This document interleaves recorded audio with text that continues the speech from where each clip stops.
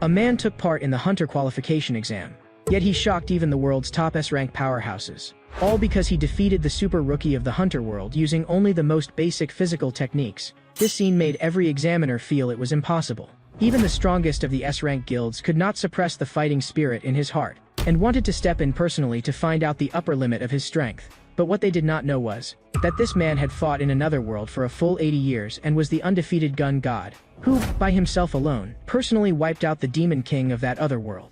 After completing his mission, he also felt utterly exhausted, so he made a request to the goddess that she preserve all the experiences and memories he had here intact and send him back to Earth. The goddess agreed, but his earthly body had long since died, so she would place his soul into a new vessel. Immediately after, a beam of light crashed down onto Yu Chon-suk, and his new vessel was also a body that was just about to breathe its last. But the goddess believed that he would surely be able to live a different life again with this body. When he opened his eyes again, he had returned to Earth. That damned other world had put Yu Chon-suk through endless torment. Now he had finally returned, but this new body was only that of a teenage boy. He twisted open the kitchen faucet, and what flowed out was clean water untouched by pollution. And with just a light press, fire could be lit. This was what true supreme magic was. The majors of the other world could all go to hell. And in this world, there was also the chicken cutlet he loved most. And this real texture made his eyes heat up with excitement. This was what food was supposed to taste like. During the full 80 years he had struggled in the other world, he had never once eaten a proper meal. Now, at last, he could live in this world like an ordinary person. But at that moment, he did not notice the eerie red light glowing outside the window. He walked into the bathroom and took a comfortable shower. Although Yu Chon-suk was already seriously out of touch with this world, he believed that a beautiful life would soon come close to him. But just then, a ghostly face suddenly appeared by his window. A chill instantly ran down his back in fright. How could such a thing exist on Earth? Then he heard the broadcast behind him sound out, issuing a notice to all residents. A corrosion rift had appeared in the apartment complex. The broadcast ordered everyone to head to the underground shelter immediately. And Yu Chon-suk had no idea at all what a corrosion rift was, nor did he know what exactly had happened. The next second, he saw a scene that made his scalp go numb. On his window glass, several of those humanoid monsters from before were crawling all over it in a dense swarm. Their claws were just about to pierce through the glass. In the next moment, just as they smashed through the window and charged in, he turned and rushed out. It seemed that the Earth of today was nothing like the Earth in his memory. He had to find out what had happened. And these humanoid monsters, judging by their appearance, they were very similar to the monsters of the other world. Very soon, he crept along the edge outside the window, avoiding that group of monsters. After they left, he immediately climbed out through the window.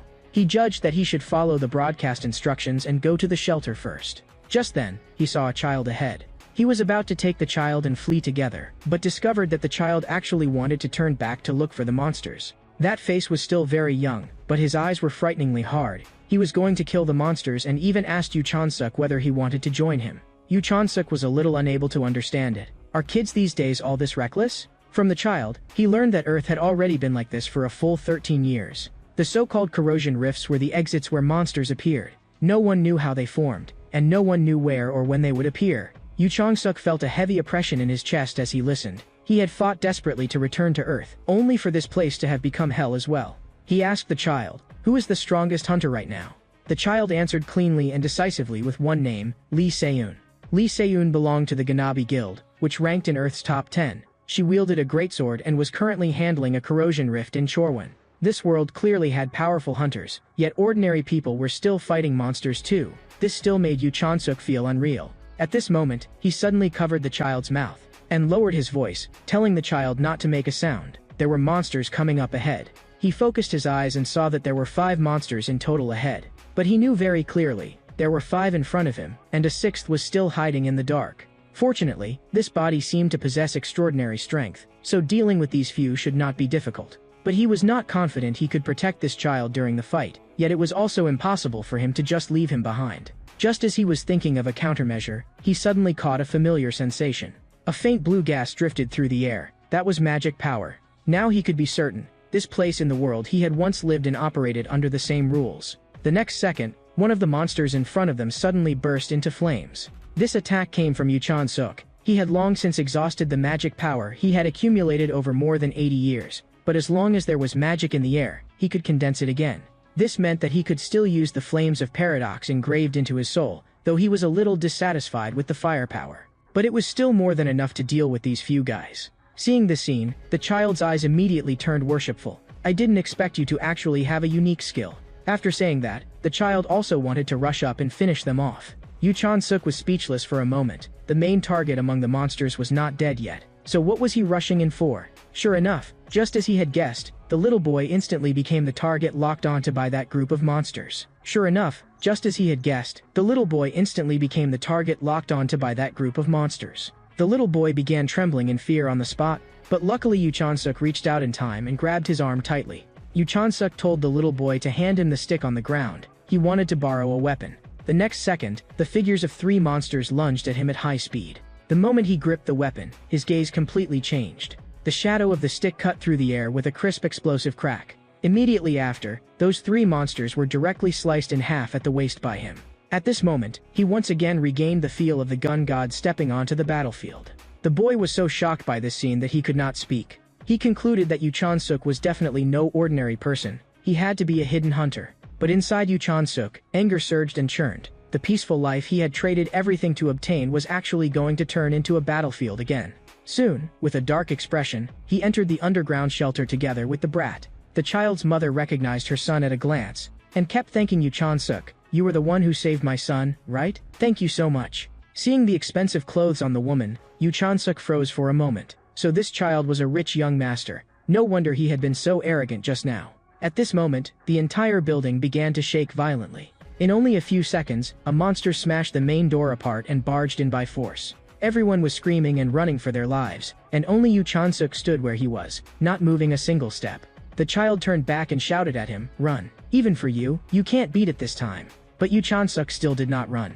He had originally thought he had returned to a familiar world, but now it seemed, this place was no different from the other world. He tilted his head and asked the brat, "Aren't you rich? Then why do you still want to become a hunter? Wouldn't it be better to find a safe place to hide and live peacefully?" The child said that his father had been killed by a monster. Their whole family had originally been hiding in a shelter too, but his father was still killed by a monster inside that shelter. From that moment on, the child understood there was no truly safe place on Earth at all. So he swore to become a hunter, to become the strongest hunter in this world, to eliminate all corrosion rifts, and save this world. You might think what I'm saying is ridiculous. Before he could finish speaking, Yu Chan-suk interrupted him. Yu Chan-suk smiled, but it was a smile of approval. "You will become a very remarkable hunter. But unfortunately, you cannot save this world." As Yu Chan-suk's words fell, the child's mother desperately pulled him and urged him to run. Suddenly, a loud explosion rang out behind them. The child suddenly turned around and discovered in shock that the monster they had feared had already been killed by Yu Chan-suk with one hand. He said the child could not save the world because this was something he would do himself. After all, he had more than enough experience with this kind of work. After dealing with the monster, Yu Chan-suk returned home and filled in some basic information about this world. And at the same time he also discovered that his account balance only had 3,001 left. The original owner of this body had once been an employee at a logistics company, but because of a corrosion rift, the company went bankrupt, and he also lost his job. Just as Yu Chan-suk was still thinking about how to make money and survive, he saw a hunter recruitment notice on his phone. In the blink of an eye, it was the next day at the Hunter Association building. Today, a grand selection ceremony was to be held here, and this ceremony had also attracted quite a few hunter scouts who wanted to dig up promising newcomers here and bring them back to their own guilds. But one of the scouts felt that this batch of examinees had no particularly outstanding prospects at all, just a bunch of small fry. Yet this selection had even attracted Lee Se-yoon, a hunter ranked in the world's top 10. Everyone cast worshipful looks. Someone like her could usually only be seen in the news, and no one had expected to see her in person today. They all assumed by default that Lee Se-yoon had come here for Han Sang-ae, a graduate of the Hunter Academy. She had awakened electrokinetic abilities. But what they did not know was that Lee Se-yoon did not take Han Sang-ae seriously at all, and at most saw her as a walking power bank. The colleague beside her was still saying that Han Sang-ae's abilities really could come in handy. At that moment, the man beside her pushed up his sunglasses. Even if someone performs well in the academy, there are plenty who fall apart completely in real combat. That sentence was exactly to Lee Se-yoon's liking, and she casually tossed her colleague a piece of candy. This is a praise candy. Actual combat and training had never been the same thing. For students who had only gone through safe training, it was hard to adapt to real battle, and Han Sang-ae would also need a long time. Soon, the competition below was about to begin. Lee Se-yoon looked down at the arena with great interest, as if choosing prey. "Freshman, show me the strength that will make me want you." The host froze for a moment when he saw the contestants' information, It was actually someone of civilian background who had not even attended Hunter Academy. At the same time, Yu Chan-suk pulled up the zipper of his combat suit, with the weapon issued by the association in his hand. The host was still mocking him, wondering where exactly he got the nerve to stand on the stage. And the contestant stepping onto the stage at this moment was Yu Chan-suk. He himself was indeed still not very used to this new name. The rules this time were simple: only weapons provided by the association could be used, and no fatal injuries could be inflicted on the opponent. Yu Chan-suk's idea was very simple: use this assessment as a springboard to obtain greater authority. The blonde guy opposite him looked arrogant and did not take Yu Chan-suk seriously at all. As the referee raised his hand high, the first match officially began. The instant the fight started, the blonde guy charged forward violently. He was trembling with excitement, because his opponent was trash who could not even condense magic power. But in the face of that momentum, there was not the slightest expression on Yu Chan-suk's face, because in his eyes, the blonde guy was full of openings. The next second, Yu Chan-suk drove the weapon in his hand into the ground. And then, under the blonde guy's stunned gaze, he directly vanished from sight. The blonde guy's heart sank. A speed-type hunter? By the time he reacted, Yu Chan-suk was already standing behind him. Your spearsmanship is terrible. I don't need a weapon to beat you. In the next second, Yu Chan-suk drove a punch into his stomach. That force nearly made the blonde guy vomit up his breakfast. But just as the blonde guy was about to collapse, Yu Chan-suk planted a foot and forced him back upright. Then came a vicious uppercut that directly shattered his jaw. The blonde guy who had been acting cocky just moments ago was now practically blacking out. Yu Chan-suk, on the other hand, was momentarily stunned. He knew the other side was weak, but not to the point of being this fragile. The reason he had gone barehanded was because he was afraid the spear would hit too hard. After thinking it over, he understood. This guy was just a rookie, and this was what average level was actually like. But this scene left Lee Se-yoon stunned on the spot. What exactly was up with this guy? She immediately pulled up Yu Chan-suk's file, employee at a logistics company. The colleague beside her explained that there was almost no stored magic power in the young man's body. To have this kind of strength, it ought to require long-term accumulation, otherwise it could only be luck. But those words only earned him a piece of shut-up candy. In Lee Se-yoon's eyes, Yu Chan-suk looked more like someone who was deliberately choosing not to accumulate magic power. On the field, Yu Chan-suk rolled his neck and felt a little uncomfortable, but in order to prove his ability, he decided to simply finish off this round. The next second, Yu Chan-suk's figure directly closed in right in front of the blonde guy. He raised his fist. Don't worry, this punch won't be fatal. But the blonde guy was already scared senseless and could only keep begging for mercy. With a bang, Yu Chan-suk punched him until he fainted on the spot. This scene made quite a few hunter scouts begin discussing Yu Chan-suk. And Lee Se-yoon decided that while everyone else was still discussing him, she would personally go test Yu Chan-suk's limits. Her companion asked where she was going, and Lee Se-yoon only gave one reply: to see the association president. I want to ask him for a favor. At the same time, Yu Chan-suk's fighting was still continuing. But the results were all the same. No one could last more than 3 moves against him.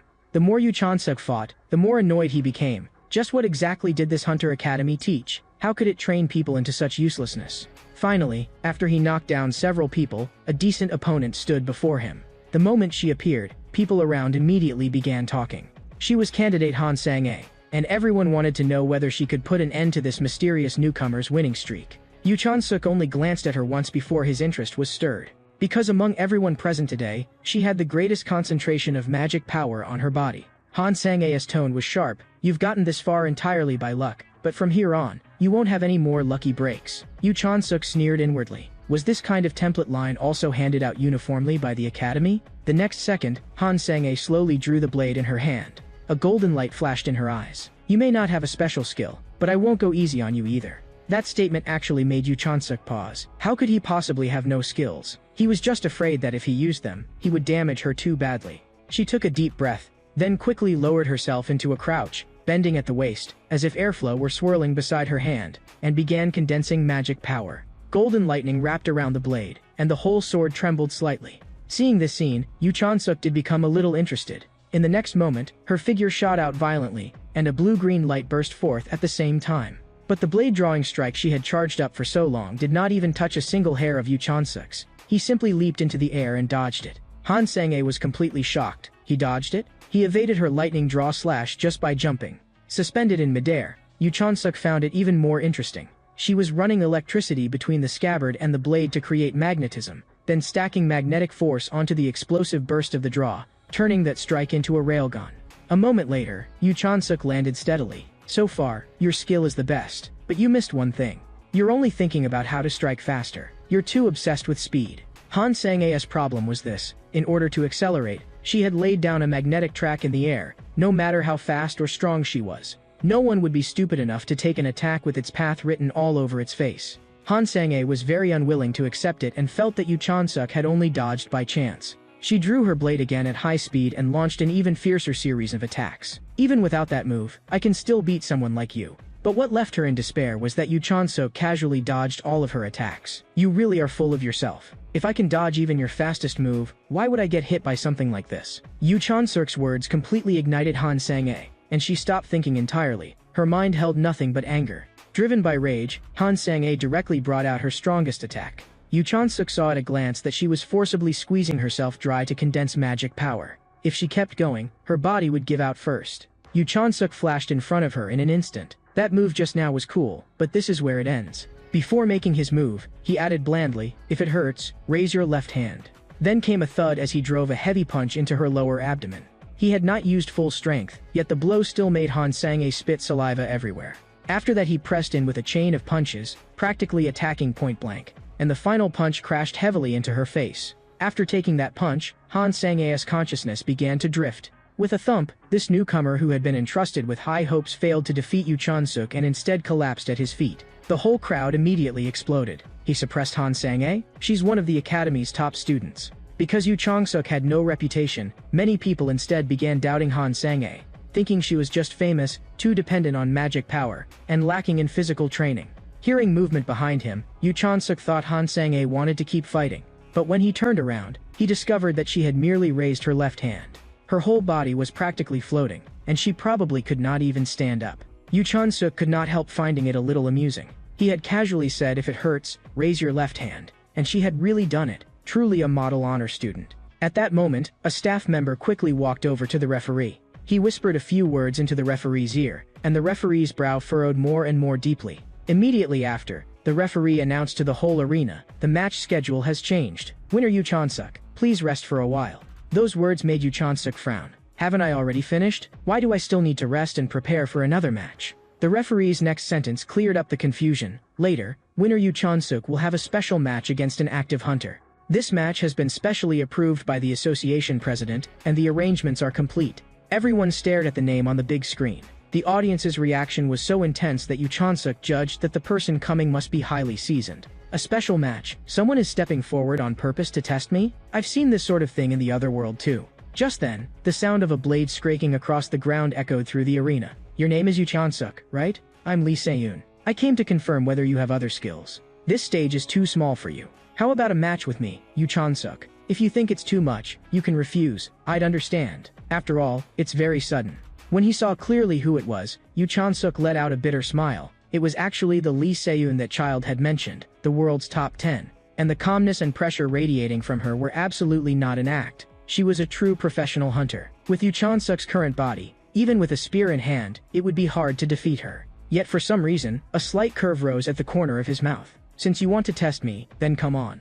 The referee was slightly stunned. You don't need to rest? Lee Se-yoon saw the battle intent ignite in Yu Chan-suk's eyes. It seems you and I are the same kind of person. Yu Chan-suk also revealed an excited smile. Then let me see whether the strongest in this world is worthy of my recognition. And so, the two instantly erupted into fierce battle. Their clash left the entire audience stunned into silence. Even the referee was sweating on his forehead. He no longer knew how to commentate on it. At this moment, Yu Chan-suk blocked another of Lee Se-yoon's attacks, but there was not the slightest ease on his face. Because he could feel it, this woman was strong, so strong that she was almost not inferior to him. In the next moment, in order to break free from Lee Se-yoon's pressure, Yu Chan-suk spun the shaft of his spear in his palm and forcibly blasted away her offensive. He used his full strength in the strike, forcing Lee Se-yoon to retreat repeatedly. But Lee Se-yoon still remained completely at ease. She was only testing Yu Chan-suk's limits and had not used her full strength. Compared with the beginning, Yu Chan-suk's speed had already dropped noticeably. At this moment, Yu Chan-suk had already been entangled in combat with this S-rank hunter for a long time, and fatigue was finally written across his face. It was not that she had no openings, but that this body could not keep up with his combat awareness. Lee Se-yoon was genuinely excited. She had not seen someone like Yu Chan-suk in a long time. Though they were not on the same level, the word strong absolutely suited him. She wanted, for the first time in a long while, to have a truly fierce fight, but she also noticed that Yu Chan-suk was beginning to tire. Lee Se-yoon stepped forward and spoke calmly. You did very well. I originally thought you could only last 5 minutes, but I didn't expect you to hold on for 30. Her figure suddenly accelerated and rushed forward. Since you're tired, I'll make it easier for you. Go back and rest sooner. Yu Chan-suk tightened his grip on the spear shaft. There was no stored magic power left in his body, and the magic power in the air was very thin as well. He let out a breath and flattened his emotions. He had not wanted to use that move, but now he had no other choice. Yu Chan-suk quickly leaned back, preparing to receive Lee Se-yoon's next wave of attacks. His eyes locked tightly onto her movements. So long as even the slightest opening appeared, he would ignite the flames of paradox. When Yu Chan-suk ignited the flames of paradox, shock appeared in Lee Se-yoon's eyes for the first time. But she did not retreat and directly brought her sword down, cutting through even the black flames offensive together with it. Yu Chan-suk knew it had not hit, and immediately retreated to open the distance. Lee Se-yoon revealed a satisfied smile. That strike just now should have been impossible for you to dodge, but you still avoided it. And what is that black aura on your body? You used it to attack me just now, didn't you? But I cut it apart. Yu Chan-suk slowly opened his mouth. This is the Flames of Paradox, and also my final trump card. Back in the other world, this had been the power he used most often and trusted most. These black flames were different from ordinary fire. His clothes were still intact because they could not burn matter. What they burned were abstract concepts designated by me. With my current output, I can't ignite concepts with higher ignition points, such as self, memory, or reason. In the next moment, Yu Chan-suk suddenly charged forward, the spear spinning in his hand with explosive force. What he could burn now was only fatigue.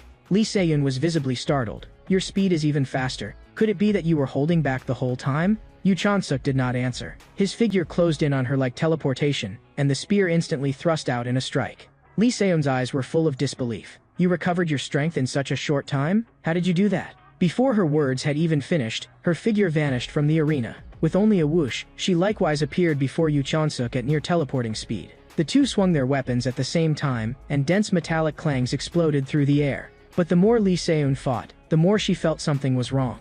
The concentration of magic power in the air was constantly fluctuating, but the arena's settings had not changed. There was only one reason: the flames of paradox of Yu Chan-suk. Just as ordinary fire releases energy by burning matter, the flames of paradox also release magic power when burning abstract concepts. Yu Chan-suk used magic power to ignite the flames of paradox, and the flames of paradox burned away his fatigue, which in turn produced even more magic power, forming a cycle. This was practically an endless loop. Fatigue was burned away, letting him continue burning.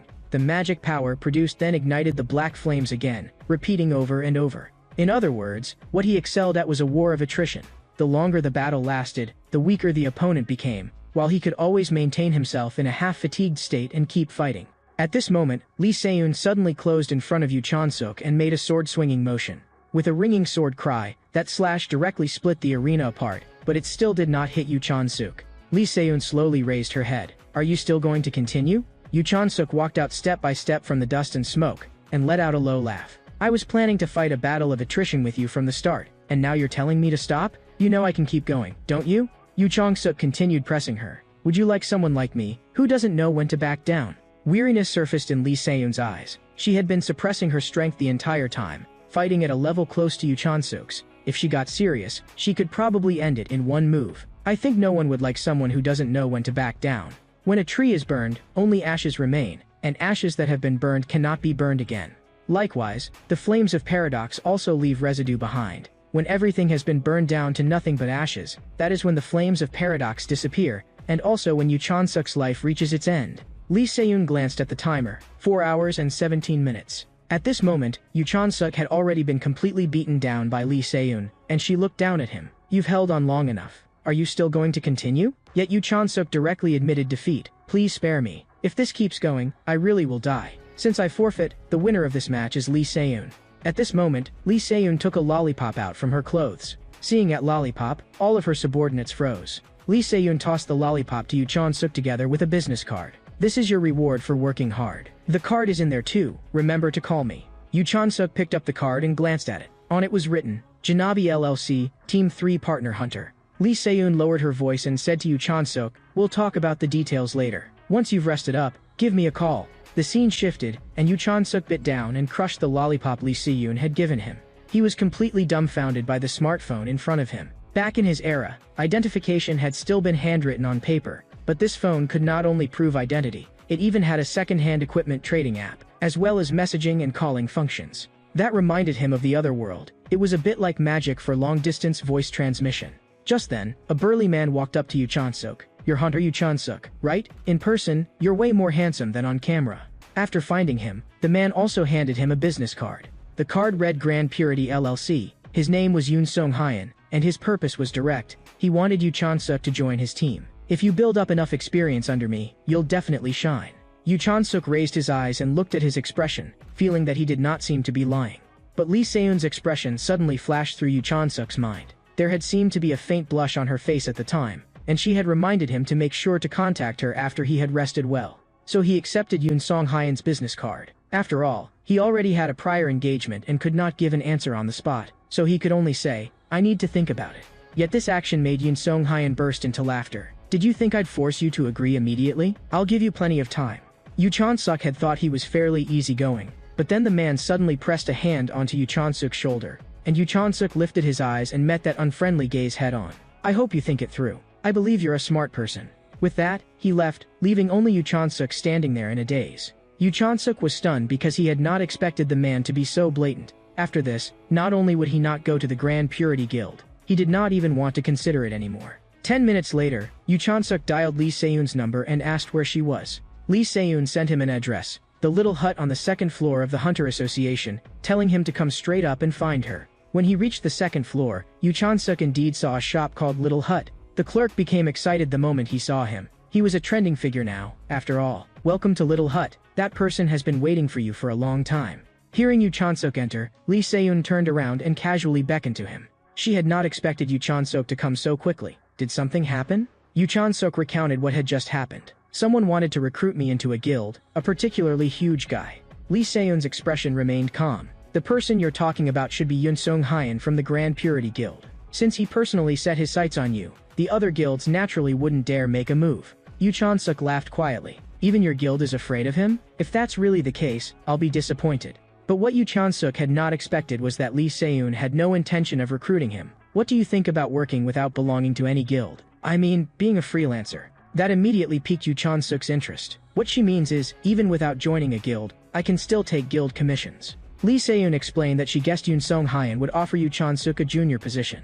Yu Chon-suk slapped the table. "He'd only give me a junior position? Then what exactly is a partner hunter?" So Lee Se-eun began explaining the rules to him. Guild hunters are usually divided into 3 types: junior, senior, and partner. Juniors and seniors belong to teams and are led by a partner hunter. You can think of them as people earning fixed salaries. Partner hunters receive equity, not fixed wages. They share dividends based on net profit, more like company owners. It sounded just like the setup of a law firm. Lee Se-eun also said that the people who first established hunter guilds had modeled them after law firms. She believed there was no need for Yu Chon-suk to start from the junior level and slowly climb upward to become a partner through promotion.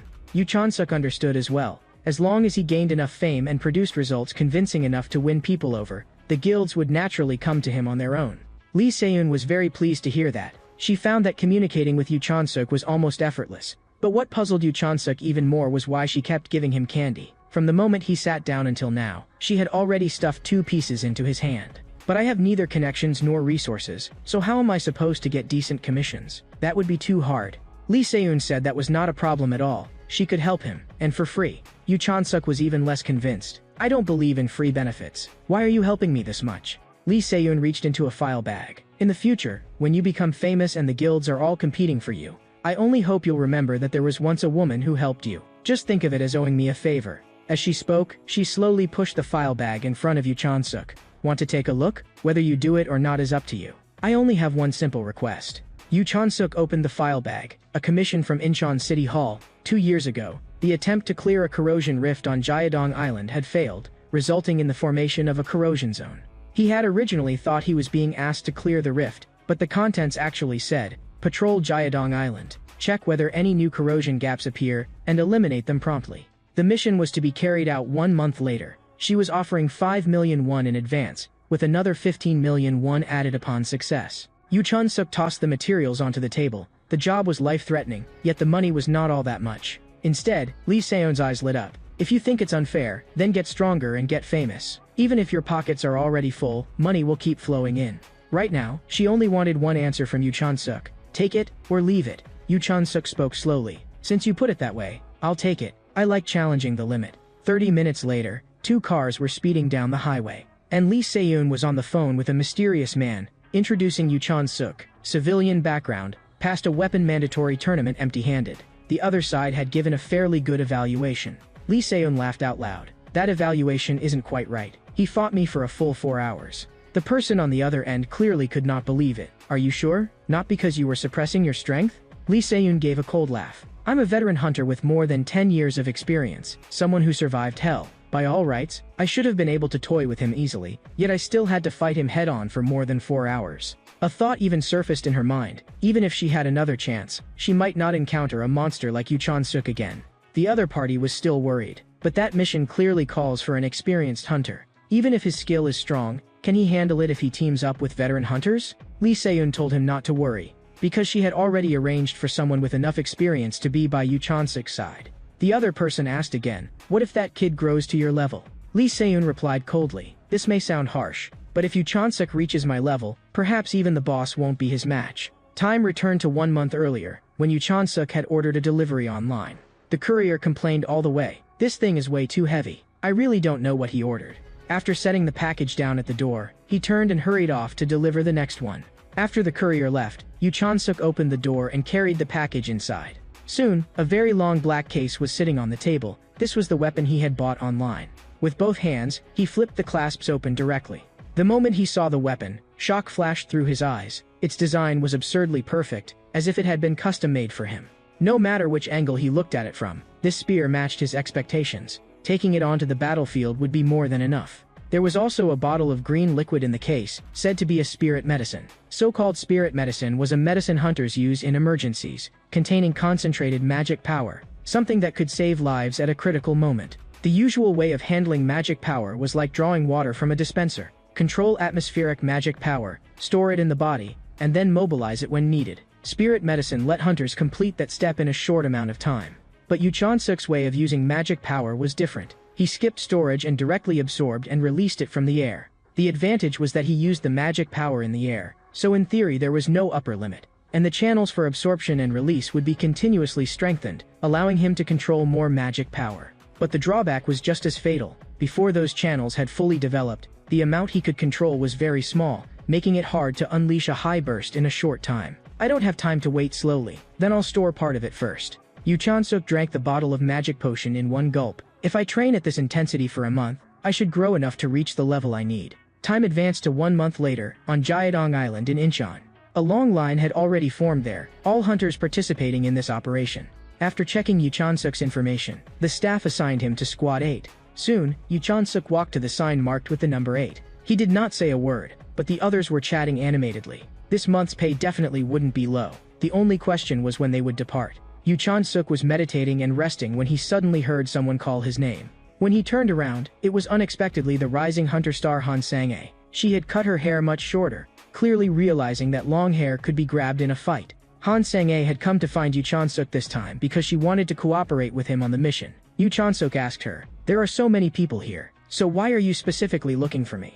Han Sang-ae said it directly, because you're strong enough. During the cooperation, she wanted to observe and learn his fighting style.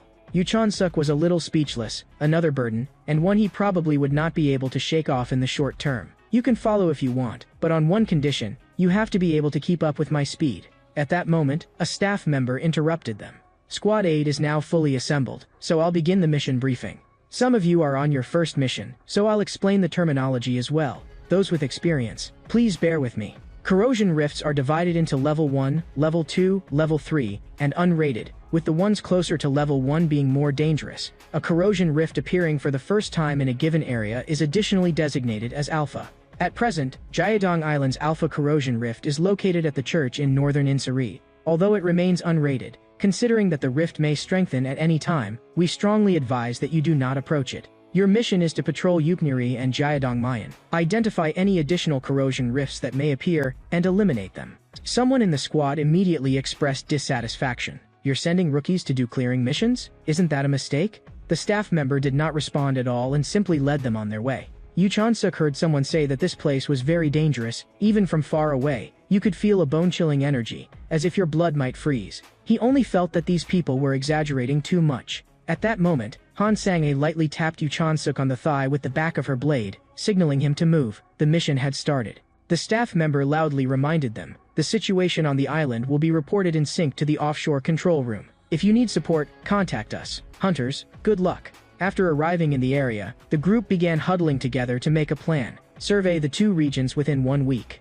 Yu Chan-suk spoke up directly and interrupted them.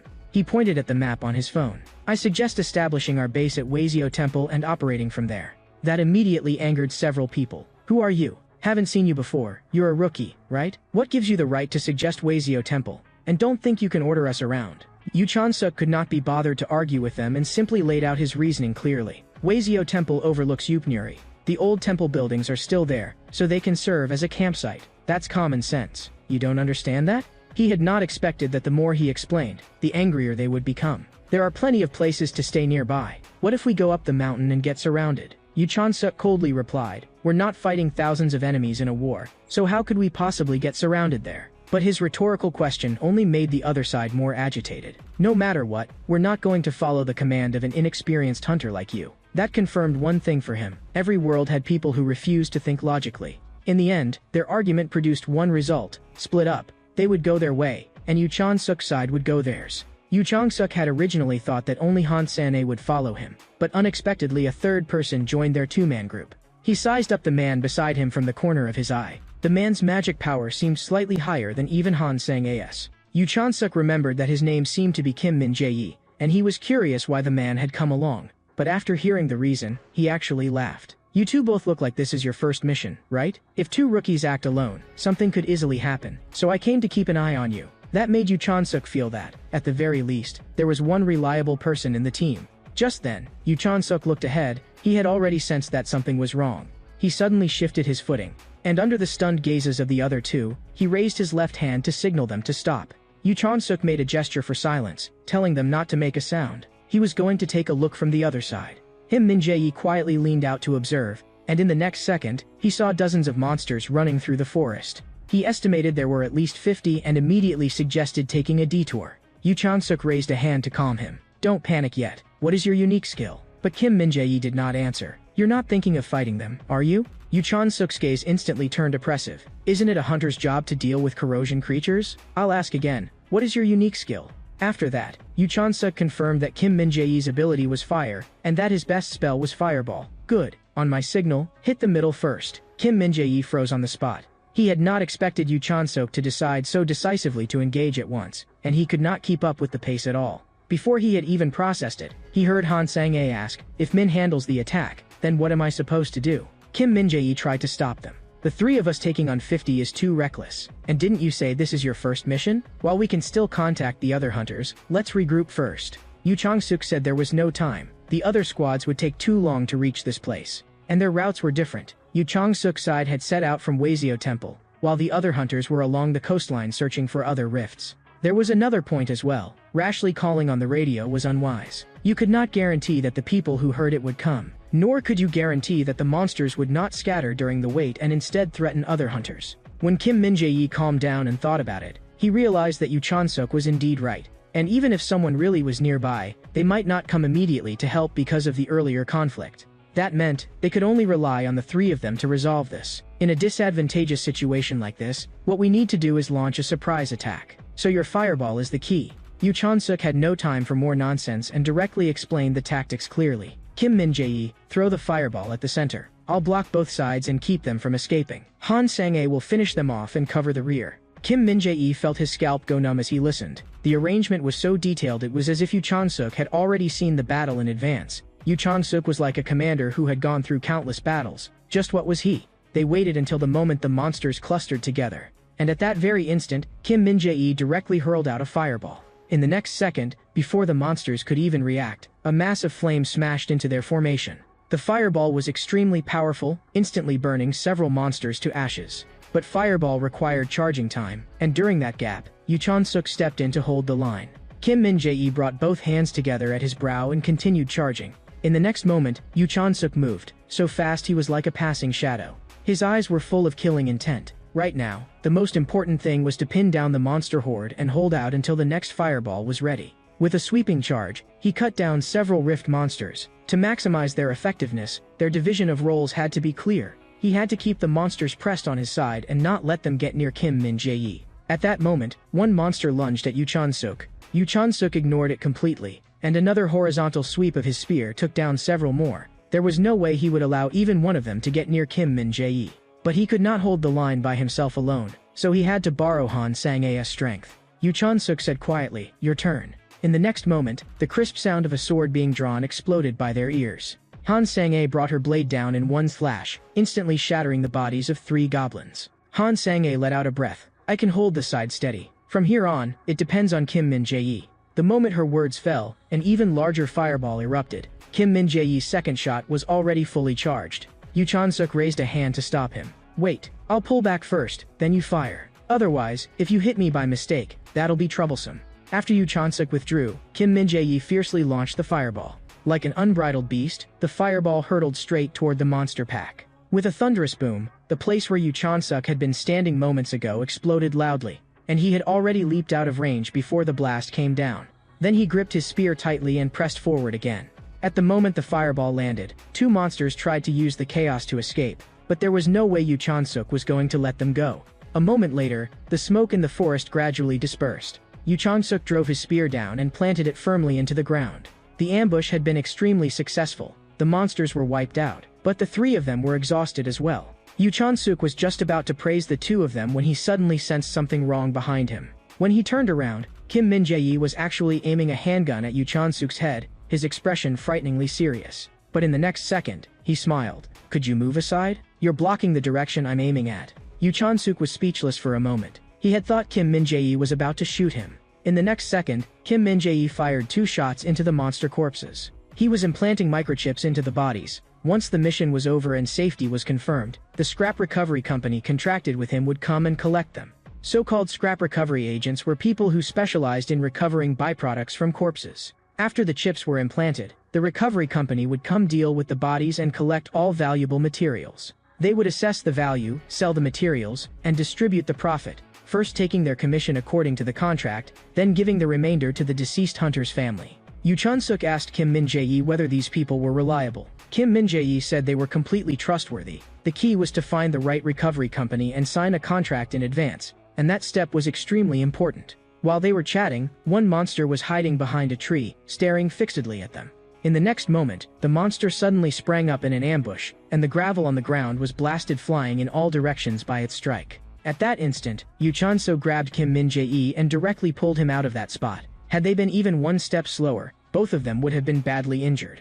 After retreating to a safe distance, Yu Chan-suk threw Kim Min-jae onto the ground and turned to stare at that monster. Kim Min-jae looked speechless. They had just cleared out a whole horde, and now another one had appeared? The monster let out a strange hey-how laugh and opened a mouth full of disgusting sharp fangs. Yu Chan-suk's gaze darkened further. This thing was probably the leader of the little monsters from earlier. The monster let out a roar, the sound booming through the forest as though it were summoning its kind. Yu Chan-suk cursed under his breath, "Damn it. Wouldn't it have been easier if you'd charged over with your underlings just now? Instead you had to wait and challenge the 3 of us now? You're asking to die." The leader monster continued its eerie laughter, and Yu Chan-suk could clearly feel the magic power coming from it. It was on a completely different level from those cannon fodder creatures. Yu Chan-suk shouted to the other 2, telling them not to interfere and to let him handle it alone. This monster was too strong, and if it started chasing them, none of them would be able to escape. The 2 of them froze on the spot. At this level, shouldn't the 3 of them join forces? Yu Chan-suk directly cut them off in a low voice. "I'll only say this once. Retreat. Don't make me say it a second time. Do you want to go back with your heads separated from your bodies?" As soon as those words came out, both of them stiffened instantly. It was harsh, and all too real. Yu Chan-suk shook out his spear and said coldly, "Listen to me and leave immediately. I'm actually better off alone here, because I can fight at full strength without any reservations." He roared, "Come on then, Bat Leader." Very quickly, Yu Chan-suk and the Bat Leader clashed head-on.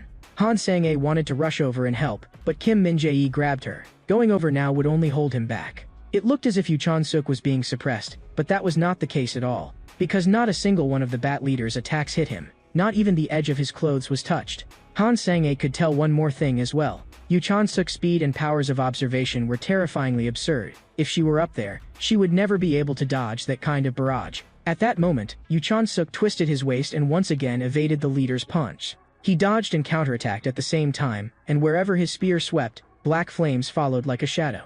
The more black flames accumulated, the slower the monster's movements became. So although Yu Chansuk appeared to be struggling in a hard fight, in reality he was just toying with this leader as if it were prey. Han Sangye was completely dumbstruck. Is he really a rookie hunter? Why does he look like someone who's fought countless brutal battles? At the same time, the leader monster lunged again, and Yu Chansuk gave a low laugh. Good. Let me see whether you're worthy of forcing me to use my full strength. In the next second, Yu Chansuk slid low across the ground and rapidly retreated, while at the same time hurling the spear in his hand violently into the air. Han Sangye's eyes widened instantly. He threw his spear into the sky? What was he trying to do? The spear in the air slowly descended, while the leader monster continued closing in on Yu Chansuk. Kim Min-jae was bewildered too, throwing away his weapon at a time like this? In that split second, the leader monster had already pounced right in front of Yu Chansuk. But Yu Chansuk did not panic in the slightest and merely stared at it expressionlessly. With a wet sound, the monster's head slowly fell in front of Yu Chansuk. So the spear he had thrown into the air was the final killing move. It pierced through the monster's neck the instant it fell. Even with its neck pierced through by the spear, it was still able to struggle, and Yu Chansuk had to admit that its vitality really was tenacious. But unfortunately for it, the outcome was already decided. He had to finish it immediately and absolutely could not give it any chance to turn the tables. Then, right before the horrified eyes of the other two, Yu Chansuk pulled out the spear and madly stabbed at the monster's head. Kim Min-jae's scalp went numb. How could this be? Just now it had clearly looked as though Yu Chansuk was being overwhelmed, but in the blink of an eye the monster had fallen. What exactly had happened? Yu Chansuk turned back and called out to Kim Min-jae, "Is it normal for this kind of monster to appear here?" Kim Min-jae also became suspicious. Judging from the strength of an individual like this, even if it was not a corrosion unit core, it at least meant this place ought to be rated level 3. Corrosion units were divided into 4 grades, and the operation briefing had said that Jiadong Island's Alpha Corrosion Unit was still unrated. Then that means Jiadong Island's Alpha Corrosion Unit has already risen to level 3. This must be reported immediately. Han Sangye was not quite willing to believe it, and Yu Chansuk told her to think calmly. If it were not level 3, there was no way to explain the current strength of these monsters. As Yu Chansuk analyzed this, Kim Min-jae's face completely changed as well. The gap between unrated and level 3 was the difference between 2 worlds. If it really had risen to level 3, very few hunters would likely make it back alive. This island was too dangerous, and it had to be reported as an urgent matter. Kim Min-jae suggested that they first go save the other hunters. With Yu Chansuk's strength, he should be able to hold out even against a level 3 threat. Yu Chansuk rejected it on the spot. There was no way he could single-handedly find and save every hunter on the island. He had limits, and what he could not do, he simply could not do. Yu Chansuk seriously told the two of them that their mission was not rescue, but to confirm and eliminate any additional corrosion rifts that had appeared, and moreover, work of this kind could never guarantee 0 casualties from the beginning. Han Sangye suddenly asked Yu Chansuk a question. If you were in that kind of desperate situation, what do you think you would be like? Yu Chansuk did not understand for a moment. Han Sangye pressed further. If you ran into danger, wouldn't you feel wronged, resentful, or even pray for someone to come save you? Yu Chansuk's expression darkened instantly. Do you want to save people by imagining the mindset of the dead? It's not that I don't understand emotion. I'm talking about results. If you really want to go save them, I won't stop you, but put away that damned saint complex of yours. Some deaths are unavoidable. When facing that kind of death, no matter what I think, I will still die with the resolve to die. If, in order to save a few hunters, I let the rift worsen and cause even more people to die here, that would be my sin. In a desperate situation, the one thing you cannot do is waver. If you still carry that sort of mindset while carrying out missions, you won't live long in this world.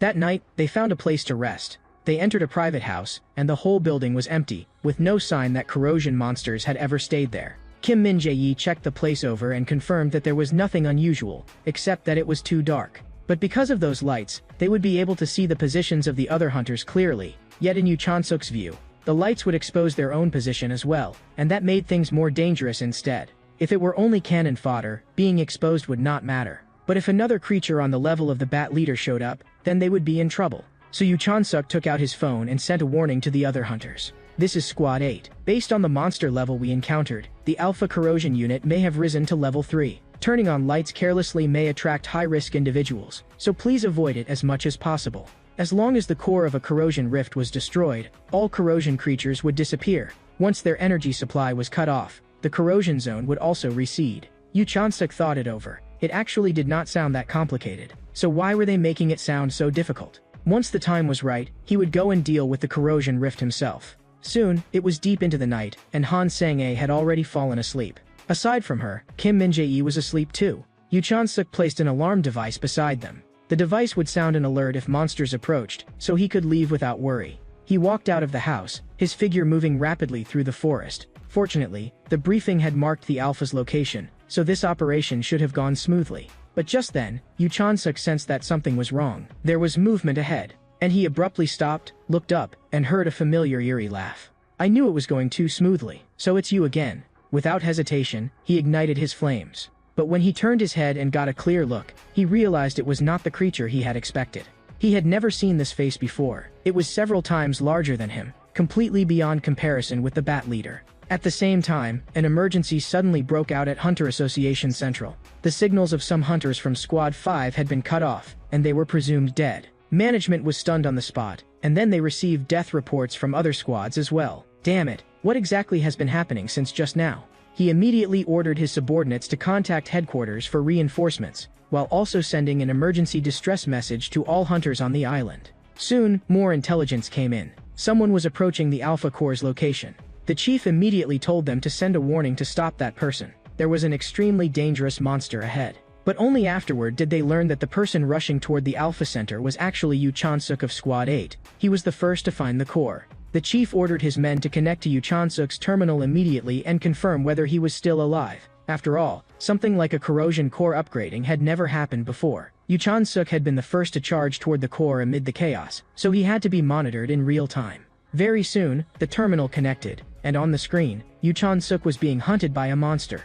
Rather than a battle, it was more like he was desperately running for his life. The monster was stronger and faster than they had imagined. Then Hunter Central heard Yu Chan-suk's voice. The monster behind me is absurdly strong. The fact that I'm still alive is pure luck. Didn't you say this place had already been investigated? Then why is there no intel? You bastards. When I get back, I'm going to stuff the corrosion core into every one of your mouths. Hearing that speech, they only wanted to mute the terminal. Confirming that he was still alive was enough. With his current strength, Yu Chan-suk still could not kill something of this level. He could only chip away at it little by little and then finish it off with his spear at the end. But the monster before him completely exceeded expectations. It showed no signs of going down at all. After his battle with the Bat Leader during the day, Yu Chan-suk had drawn too much magic power from Giant On Island, which left him weaker now instead. So he could not leave Giant On Island. He had to immediately find a place on the island where he could draw magic power. A glint flashed in Yu Chan-suk's eyes. He had actually found a target that quickly. Ahead of him, a black opening had split open in the ground. Without hesitating, Yu Chan-suk jumped straight in. He even turned back and shouted to the huge thing behind him, "Follow me. I just happen to have something I want to check." On the other side, Hunter Headquarters completely lost the signal from Yu Chan-suk's terminal, because he had entered the Alpha Corrosion Core. Hearing that news, the chief's face turned deathly pale in an instant. Damn it. After entering the interior of the core, Yu Chan-suk found that it was far cleaner than he had imagined. He could not help thinking, if even the spread of an unrated and a level 3 wasn't that fast, then just how outrageous would level 1 and level 2 be? A moment later, he cleared the boundary of the corrosion rift. What he had to face next was that giant thing. I'm not someone who likes fighting to the death, but if this thing keeps chasing me, I'll get angry too. Yu Chan-suk slowly tightened his grip on the weapon in his hand and recalled one of the deadliest problems of the Flames of Paradox. One of the biggest problems with the Flames of Paradox was that they would spread to every living being except Yu Chan-suk himself. Even allies were no exception. That was what made them so terrifying. So once the blaze exceeded the level he could control, he could no longer use it. That was a hard limitation. At that moment, a monster appeared in front of Yu Chan-suk. He thrust out with his spear in a sudden strike and hit the monster dead on. The monster let out a scream, then went still. Done. Afterward, Yu Chan-suk began absorbing the magic power in the air, and guided it into his body, forcibly storing it there. Magic power surged through every corner of his body, widening his channels and making his pathways tougher. Yu Chan-suk let out a long breath, and an even faint demonic energy spilled from his mouth. The effect was absurdly strong, far beyond his expectations. But just then, it seemed as if a crack had opened in the sky. Yu Chan-suk glanced upward, and instead of being afraid, he calmed down. Even now, it was not over. A moment later, several more monsters identical to the previous one crawled out of the crack. Unfortunately for them, they had come too late. Yu Chan-suk's tempering was already complete, and he had no fear of them at all. Very soon, the three monsters lunged at him together. Yu Chan-suk shook his spear and sneered, "Brainless things, do you still think having numbers on your side is useful now?" In the next second, the burst of magic power he unleashed directly shredded them cleanly, and they could not even touch the edge of his clothes. Yu Chan-suk was now several times stronger than before, but he was still far from his peak in the other world. Proportionally speaking, he had probably only recovered about 1%. But just then, a figure suddenly flashed out behind Yu Chan-suk, trying to ambush him. That made his heart sink. When had this thing gotten so close? Yu Chan-suk almost instantly opened distance the moment the other side moved. The opponent had a humanoid body and a rat's head. Its level was clearly above that of an ordinary core entity. Instead, Yu Chan-suk became interested. At this level, how many chain strikes could it withstand from him? In the next moment, Yu Chan-suk charged fiercely forward, his spear whistling explosively through the air. He thrust once with the spear, only for the rat-headed monster to block it by force. The rat-headed monster even mocked him. "Your strike is too slow." But what it did not know was that while the speed of Yu Chan-suk's thrust had not been full power, the force behind it was overwhelming, and fine cracks had already appeared on its weapon. Yu Chan-suk locked his eyes on it and enunciated slowly, "Twin Moon Spear, first strike, pierce." In the next second, the rat-headed monster was blasted flying by magic power, and Yu Chan-suk took the chance to pursue, directly crushing the tempo. The rat-headed monster did not even understand what had just happened. Twin Moon Spear was Yu Chan-suk's technique. His attack path would leave behind blue trails, and those trails could repeat the route of the first strike and reproduce it 4 complete times. If he attacked along those trails, that would merely be the simplest form of landing 4 consecutive hits. But what was truly terrifying was, the blue trajectories could autonomously pursue the target, like 2 returning eyes that were nearly impossible to evade. Against this kind of delayed chained attack, what could it possibly use to turn the situation around? The rat-headed monster was struck again, and so long as it exposed even the slightest opening, Yu Chan-suk could kill it instantly. And now was the moment to finish things. In the next second, Yu Chan-suk unleashed a series of blows onto its body. Each strike carried 4 layered impacts, and its body was nearly torn apart. Before long, even its head was reduced to only half. You didn't think disappearing would mean this was over, did you? But just as Yu Chan-suk was about to continue the combo, a box suddenly appeared in his hand. Yu Chan-suk slowly opened the box. The moment he saw what was inside, his whole body froze. At the same time, Hunter Central had long since descended into chaos. The corrosion rift was spreading outward from the center of Jiadong Island. Squad signals were being cut off one after another, and panic pressed down like a tidal wave. Watching all this, the chief felt his hands and feet go cold. This had completely exceeded the contingency plan. His eyes were full of helplessness. Is this really the end? Unless a miracle happens, all we can do is stand here and watch the hunters be wiped out. At that moment, a subordinate suddenly called out to him. "Chief, come here quickly." The subordinate reported that a hunter who had entered the Alpha Core region had sent back a message. He immediately put the message on the big screen and synced it across all channels. Everyone could see Yu Chan-suk's notice. Yu Chan-suk's message was very simple. The corrosion core signal had disappeared, confirmed eliminated. All corrosion entities encountered by the hunters had also been confirmed gone. The chief looked at the screen and barely dared breathe. He had witnessed a miracle with his own eyes. After sending the message, Yu Chan-suk finally let out a long breath. He looked up at the starry sky, and there were still many stars. More importantly, the air was clean, far better than in the other world. Time went back to 2 minutes earlier, when a huge swarm of monsters had been pouring out of the rift. Han Sang-a instantly led the fight against them, her body already covered in multiple wounds. Her hand could barely hold the blade, but in the next second, as if grasping her last conviction, she braced her arm with her right hand and forced herself to grip the hilt again. She stared straight ahead. There were several times more monsters than yesterday. Worse still, after waking up, they had not found Yu Chan-suk anywhere. At that moment, Kim Min-jae called out to her from behind. "Miss Han, do you think we can still make it back alive? I'm starting to panic." It was no surprise that he was panicking. The monsters ahead were packed so densely they looked black, and if they all rushed forward together, the 2 of them would be trampled to death. Han Sang-a turned and glanced at Kim Min-jae. He too had reached his limit. She did not know whether they could survive, nor how much longer she could hold on. But she absolutely could not collapse now. In the next second, one ugly monster lunged at Han Sang-a. Han Sang-a's gaze turned icy, and her body sank slightly as the power of lightning burst forth in an instant. But then she realized, her legs had gone numb. She did not even know when it had started, but the worst part right now was that 3 more monsters were closing in on her at the same time. Kim Min-jae was frantic with anxiety, but he had no strength left to support her. The monster was just about to sink its teeth into Han Sang-a's neck. Kim Min-jae even wanted to close his eyes. He could not bear to watch what came next. But 5 seconds passed, and the scream they had expected never came.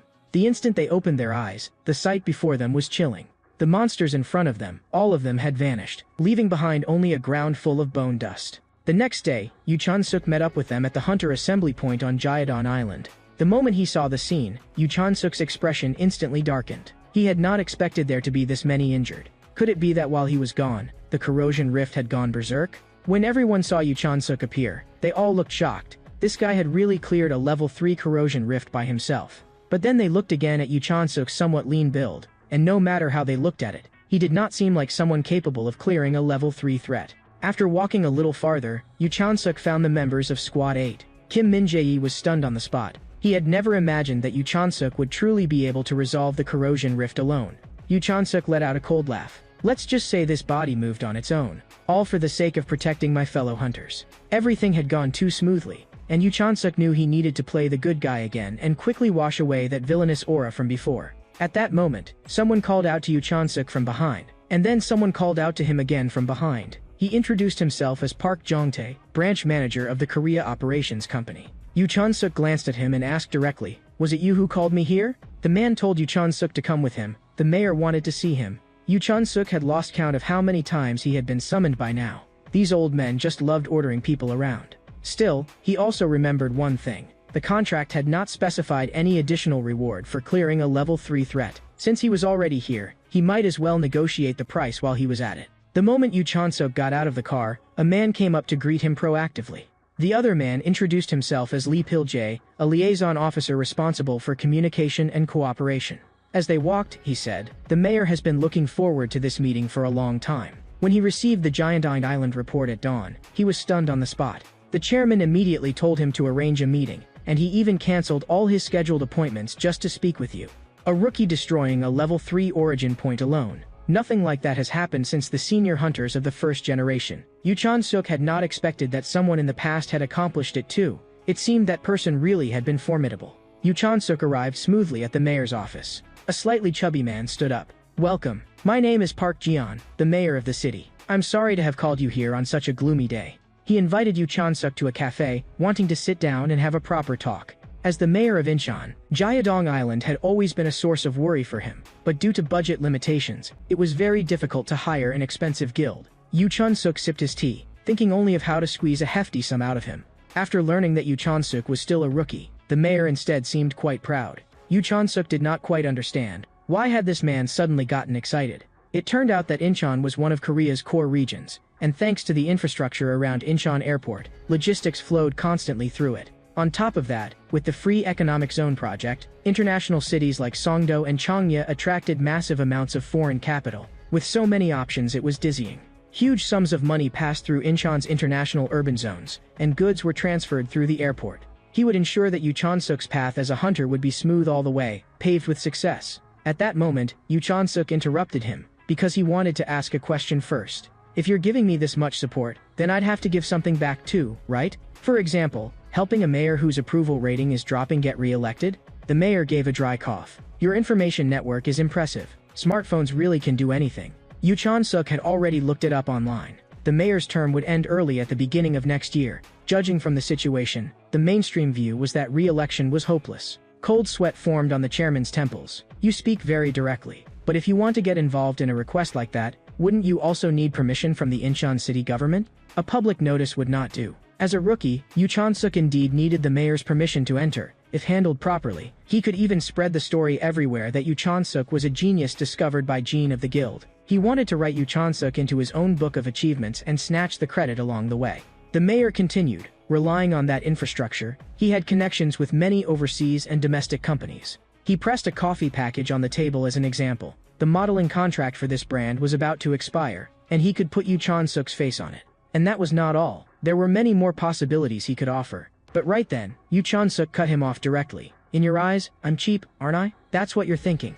The mayor's expression stiffened, and he was clearly a little unable to save face. The mayor tried to explain. "I've seen the news. This world urgently needs a new face to change this gloomy atmosphere." Yu Chan-suk's gaze instantly turned cold. "What I mean is, you say you can give me everything, but all those things were things I was bound to seize with my own hand sooner or later anyway. Don't you think this deal is unfair?" The mayor then threw out even more conditions, such as screening safe, high-paying commissions for Yu Chan-suk. But in Yu Chan-suk's eyes, the proposal was mind-numbingly boring. Yu Chan-suk waved a hand and stood up to leave. "Please congratulate that coffee model for me. Because I refused, he gets to keep endorsing it." On the other side of Jiadong, two people were standing in the shadows. One of the men spoke. It seemed that the experiment on Jiadong Island had failed. The man kneeling on the ground could only keep apologizing. But there is also some good news. Hearing the words good news, the man's eyes finally showed interest, and the good news the kneeling man referred to was an edited clip from the Hunter qualification exam. The video recorded Yu Chan-suk using the flames of paradox. The man watched the video, and a smile rose at the corner of his mouth. Truly impressive, this rookie. The scene shifted, and after the mission on Jiandong Island in Incheon was completed, the National Hunter rankings, updated on the first of every month, were reshuffled.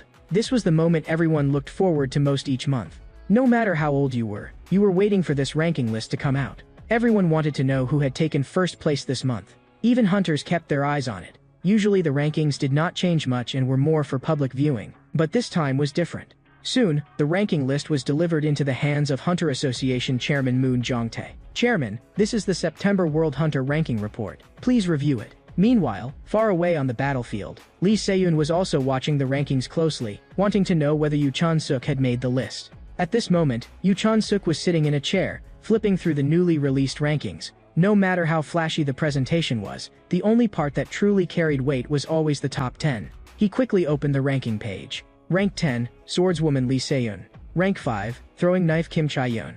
Rank 3, Fire God Choi Yeo-yoon. Rank 2, Strongman Jang Tae-suk. Just as Yu Chan-suk was about to open the number 1 rank, there suddenly came a knock at the door behind him. He turned around and saw a venue staff member. Sorry to keep you waiting. You may go out now. And the number 1 spot on the ranking, rising star Yu Chan-suk. The headline even read, he has set the fastest promotion speed in history. If a veteran hunter with 5 years of experience cleared a level 3 corrosion zone alone, it might only count as a routine achievement. In the hunter community, it would not be particularly unusual. But if this was a rookie hunter's first mission, then it was an entirely different matter. When Yu Chan-suk stepped onto the venue stage, the crowd below instantly erupted. Mr. Yu Chan-suk, what did you do before becoming a hunter? Did you really clear the corrosion zone without backup? Did you foresee that the area would upgrade? Questions crashed over him like a tide. Yu Chan-suk let out a long sigh. He felt like one of those children on genius shows and only wanted to answer quickly and leave. Soon, a young man stood up and asked loudly, everyone is very curious about your future. Could you talk about your hunter mindset, or your resolve? Yu Chan-suk had no intention of giving those official lines. He did not want to say a single thing like I'll work hard.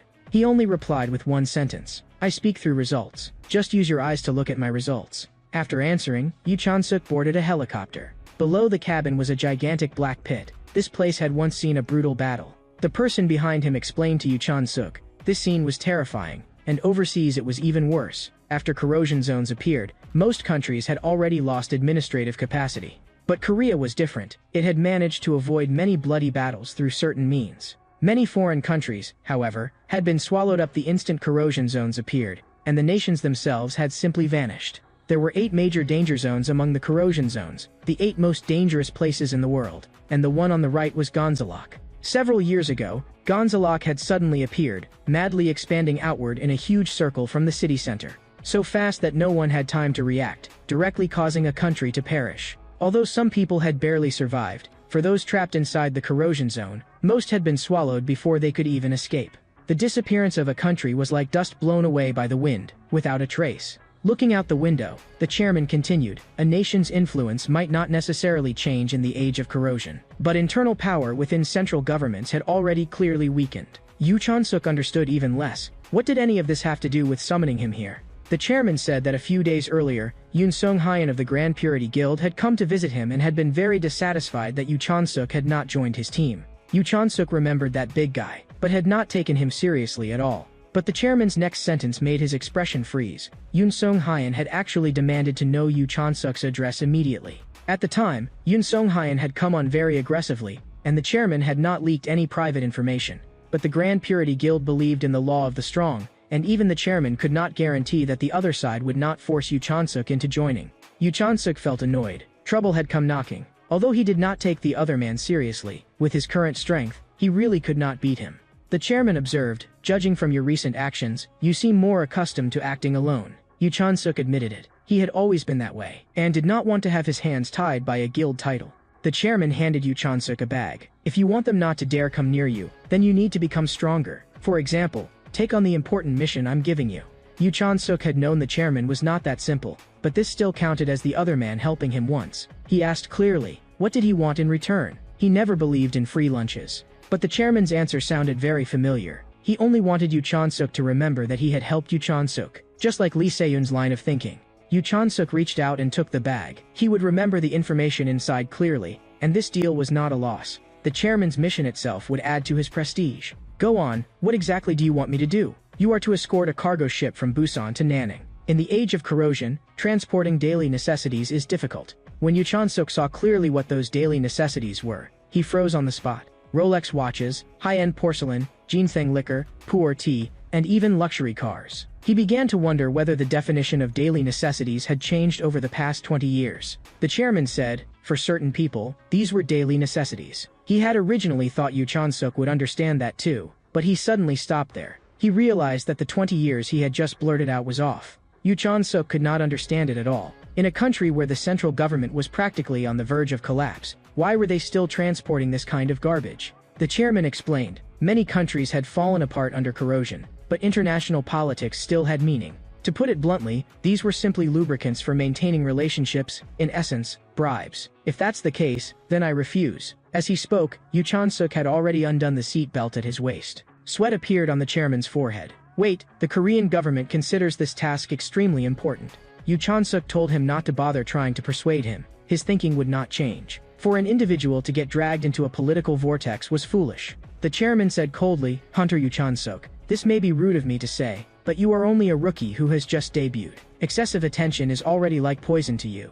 In the next second, an incomprehensible expression appeared on the chairman's face. Because Yu Chan-suk took everything in the bag and directly threw it all into the sea. These so-called necessities had no value whatsoever to Yu Chan-suk and would only bring trouble. Standing by the helicopter window, Yu Chan-suk turned back and said to the chairman, thank you for the helicopter ride. I'll figure out a way to swim back to Seoul. The chairman's face instantly stiffened. He could not keep up with Yu Chan-suk's logic at all. Yu Chan-suk pushed off with his foot and left the helicopter directly. He leaped out and plunged into the sea below. The chairman rushed to the cabin door. He doesn't actually intend to swim back by physical strength alone, does he? Yu Chan-suk hit the water with a huge splash. The chairman looked speechless. Young people these days are really too impulsive. Time quickly reached dusk, and the scene shifted to Incheon port. At one spot in the harbor, someone was staring fixedly at the sea, because he saw bubbles constantly rising on the surface, as if something were about to come up. In the next second, a hand burst out of the water and clutched the steps by the shore. Right after that, Yu Chan-suk hauled himself onto land and brushed back his hair.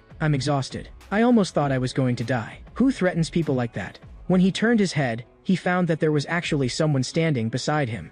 The passerby said slowly, I don't know what you've been through, but you must have been through a lot. After climbing ashore, Yu Chan-suk set his goal very clearly. What he needed to do now was build up his strength. By then, no one would be able to control him. Those lofty powerhouses would also be trampled beneath his feet. Very soon, Yu Chan-suk took out his phone and checked the mission details. One mission in particular caught his interest, a kidnapping case in which the victim needed support from association hunters. The estimated rift level was around level 2. Yu Chan-suk sat atop a construction machine and watched the sunset, slowly exhaling.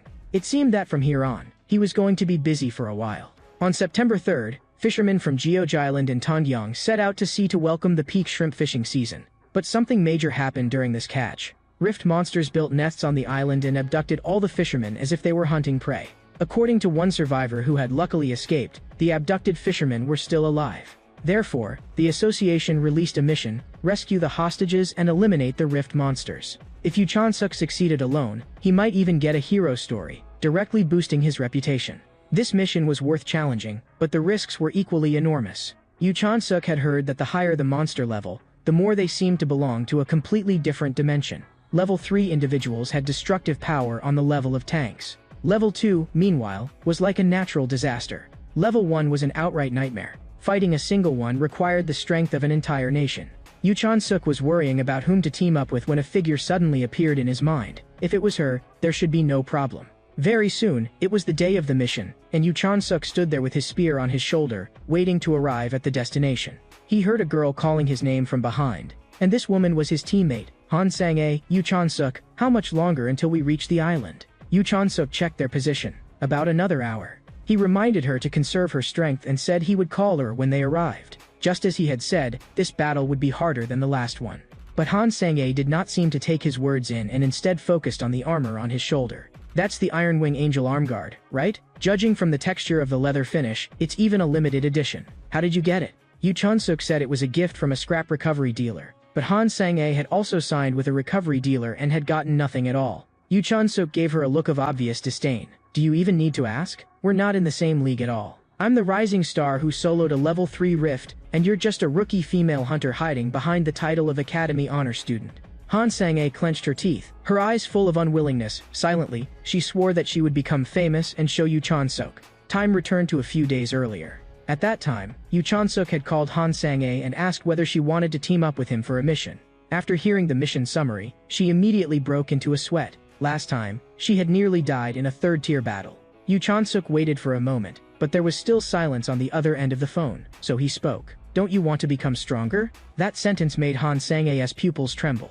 Yu Chun-suk continued pressing her. On the last mission, I heard you say it myself. If I remember correctly, you wanted to learn my way of fighting. If you still want that, I can teach you. I can guarantee that if you stay by my side and learn, you'll become several times stronger than you are now. With that one sentence, Yu Chun-suk persuaded her, and the team-up was successfully settled. Han Sang-a had a reason she absolutely had to become stronger, even if that road was as dangerous as a blade's edge. As long as she could become stronger, even if hell lay ahead, she would not frown. Seeing that determination in her, Yu Chun-suk suddenly became interested in her. What exactly had this girl gone through? Not long afterward, they saw an unidentified object ahead. The two of them instantly grew tense. There were 5 boats up ahead in total. Yu Chun-suk found it a little troublesome. To get there, they would have to cross over silently, and there were civilians on the boats as well. But just as he finished speaking, a pair of shoes behind him suddenly floated up on their own. At that moment, Han Sang-a was already suspended in midair. Yu Chun-suk had not expected that she actually had this kind of ability. Han Sang-a burst out laughing. So there are things even you can't do. If you can't even do something this simple, you're really ridiculous. But what she did not know was that the instant she laughed out loud, Yu Chun-suk's face had already darkened completely. In the next second, Yu Chun-suk knocked her on the forehead with one punch and made her carry him while flying. And one more thing, don't splash water onto my clothes. I just bought these. Suddenly, Yu Chun-suk seemed to catch something and looked sharply toward the boats ahead. He told Han Sang-a to approach the nearest one first. Because he could feel fluctuations in magic power, the farther back they went, the stronger it became, and danger was approaching. A moment later, Han Sang-a brought Yu Chun-suk down beside one of the boats. What confused her was that there was actually a figure standing on the deck. Almost at the same time, Yu Chun-suk stepped onto the deck with one foot. He told Han Sang-a to open her eyes and look carefully. There was no way a human could move like that. Ahead on the deck, there was actually a huge group of zombies. Han Sang-a landed heavily on the deck. Yu Chun-suk frowned and reminded her not to land like that. It would hurt her knees, and over time her body would wear out very quickly. And besides, you landed with such a big noise that you've already drawn all the zombies over. Han Sang-a did not take those zombies seriously at all and directly stomped down, unleashing her power with a violent burst. If she could not even handle basic zombies like these, then she had no right to live. With a few sharp sounds, Han Sang-a slashed out fierce arcs of sword light that pierced straight through the zombies' bodies. Yu Chun-suk nodded and praised her for doing well. These zombies were not high level, at most the lowest of the second rate. Logically, Han Sang-a should have been able to clear them easily. But in the very next moment, Yu Chun-suk was nearly caught in the stray electricity she unleashed. Yu Chun-suk immediately started cursing. You idiot. You're using your magic power far too wastefully. If you burn through it like that, you'll hit empty in no time. Against low-level zombies, basic techniques are enough. Han Sang-a's heart gave a slight jolt. He was already starting to teach her? Yu Chun-suk had said before that if he taught her, she could become several times stronger. That was also why she had agreed to team up with him. So she would listen to what Yu Chun-suk said. Han Sang-a curled her lips. Fine, I used too much just now, so I'll hold back this time. After saying that, she raised a hand, condensed strong electricity again, and tore the zombie apart by force. The zombie was cleared, but Yu Chun-suk still felt she was overdoing it. She had to conserve even more. From then on, Yu Chun-suk corrected her all the way, making her use a little less magic power every time she attacked. Under his pressuring style of instruction, Han Sang-a also began to truly learn how to control her output. Han Sang-a had had a miserable childhood, so she swore never again to live in the posture of the weak. She would personally stop that endlessly spreading darkness. Becoming stronger was her only path. Suddenly, one zombie lunged ferociously at Han Sang-a. At the very instant its fangs were about to bite into Han Sang-a, a bolt of lightning pierced through at a speed the naked eye could not follow. When the lightning fell, that zombie was split cleanly in two. At that moment, the pressure radiating from Han Sang-e was terrifying. If it would make her stronger, she was willing to jump even into the abyss. As the last nearby zombie fell, Han Sang-e finally let out a breath of relief. Immediately after, Yu Chan-suk leaped to the other side. The threats on the other boats had already all been cleared by him. Han Sang-e frankly admitted that she still had not reached Yu Chan-suk's level, and thanked him for his guidance. She really had gained a lot. Yu Chan-suk waved it off. There were too many idiots in this world. And even if you stuffed the answers into their mouths, they still might not swallow them.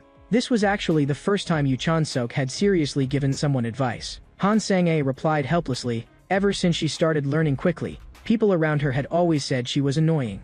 Yu Chan-suk suddenly changed the subject. If I keep teaching you like this, maybe you'll become even stronger than me, right? Han Sang-e's expression dimmed. I've never thought about surpassing any teacher. Hearing that, Yu Chan-suk felt a little awkward for a moment. He immediately turned forceful again. Don't worry, that kind of thing won't happen to me. I'll make sure you can only look up at me for the rest of your life. Not long afterward, they successfully reached the mission's designated location. The person who came to meet them shouted loudly, "We'll be standing by on Geoj Island. We wish you a smooth trip." Yu Chan-suk answered blandly, "You do your best too." According to the survivors' intelligence, the hostages were being held near a shrine. Han Sang-e added that there were 2 shrines on the island, namely Gaijin Shrine and Atazumi Shrine. Yu Chan-suk made a quick judgment. Judging by the distance, Gaijin Shrine should be the first target. At their speed, they could reach it in a few hours. At the same time, Yu Chan-suk was calculating in his mind. They were moving with the light now, but the return trip would definitely look very different. The report showed that there were 15 hostages, and if even one of them was injured, the difficulty of evacuation would double. And he could also sense a chilling magic power, far colder than the previous mist. The corrosion creatures across the entire island would hunt them down, in order to avoid being ambushed during the rescue and to bring all the hostages back safely. They would need at least one vehicle. Yu Chan-suk turned and asked Han Sang-e, "Are your driving skills any good?" Han Sang-e answered without hesitation, "Of course they are. How could they not be?" In the next second, the car shot forward with a roar. Yu Chan-suk immediately confirmed it. Han Sang-e really did drive fast. And behind them, a horde of zombies was also chasing wildly. Yu Chan-suk could not help shouting, "Are the brakes on this car just for decoration? If you don't like it, then drive it yourself." Yu Chan-suk grabbed the car window and flipped himself onto the roof, cursing inwardly that this girl drove way too recklessly. But it was still more useful than his driver's license that had been gathering dust for 20 years. But compared with driving, he was obviously much better at killing. He gripped his spear tightly and locked onto the monster horde behind them. And in the next instant, the spear thrust out violently, piercing straight through a zombie skull and splitting it in half on the spot. After that, he held onto the seatbelt and shifted to the other side of the car, while loudly warning, "There are monsters charging in from the left." Hearing that, Han Sang-e jerked the steering wheel hard. After plowing through a small group of zombies, she became even more excited instead. "You monsters, all of you get back onto the sidewalk." Yu Chan-suk sighed inwardly. Maybe he really should be the one driving. Just like that, Han Sang-e sped all the way on, and soon they were about to reach the shrine. But the zombies behind them were gathering in greater and greater numbers. Yu Chan-suk said in a low voice, "Leave these monsters to me.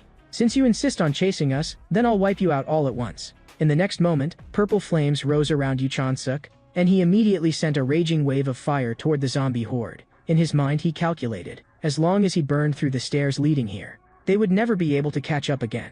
A short while later, the two of them arrived at the place where the hostages were being held. Han Sang-e bent down and softly asked one hostage whose eyes were open, "I'm Han Sang-e from the Hunter Association. Are you alright?" But the moment the man heard her voice, he immediately opened his mouth and drooled, then started struggling wildly, trying to break free of the ropes. Han Sang-e instantly panicked and hurriedly explained, "I'm not here to capture you. I'm here to save you." But the man suddenly roared, "Run!" Han Sang-e froze in place, unable to react in time. In the next second, a ferocious ghost samurai appeared silently behind her and slashed its long blade straight toward her back. At the critical moment, Yu Chan-suk stepped in front of her and firmly blocked the fatal blow. He turned his head and urged Han Sang-e, "Get all the survivors into the car. Leave this to me." But in the very next moment, the ghost samurai swung again, and Yu Chan-suk raised his hand and blocked it hard. It leaped into the air, and the second strike came crashing down from above. At the instant the blade pressure descended, Yu Chan-suk gritted his teeth and endured it head-on.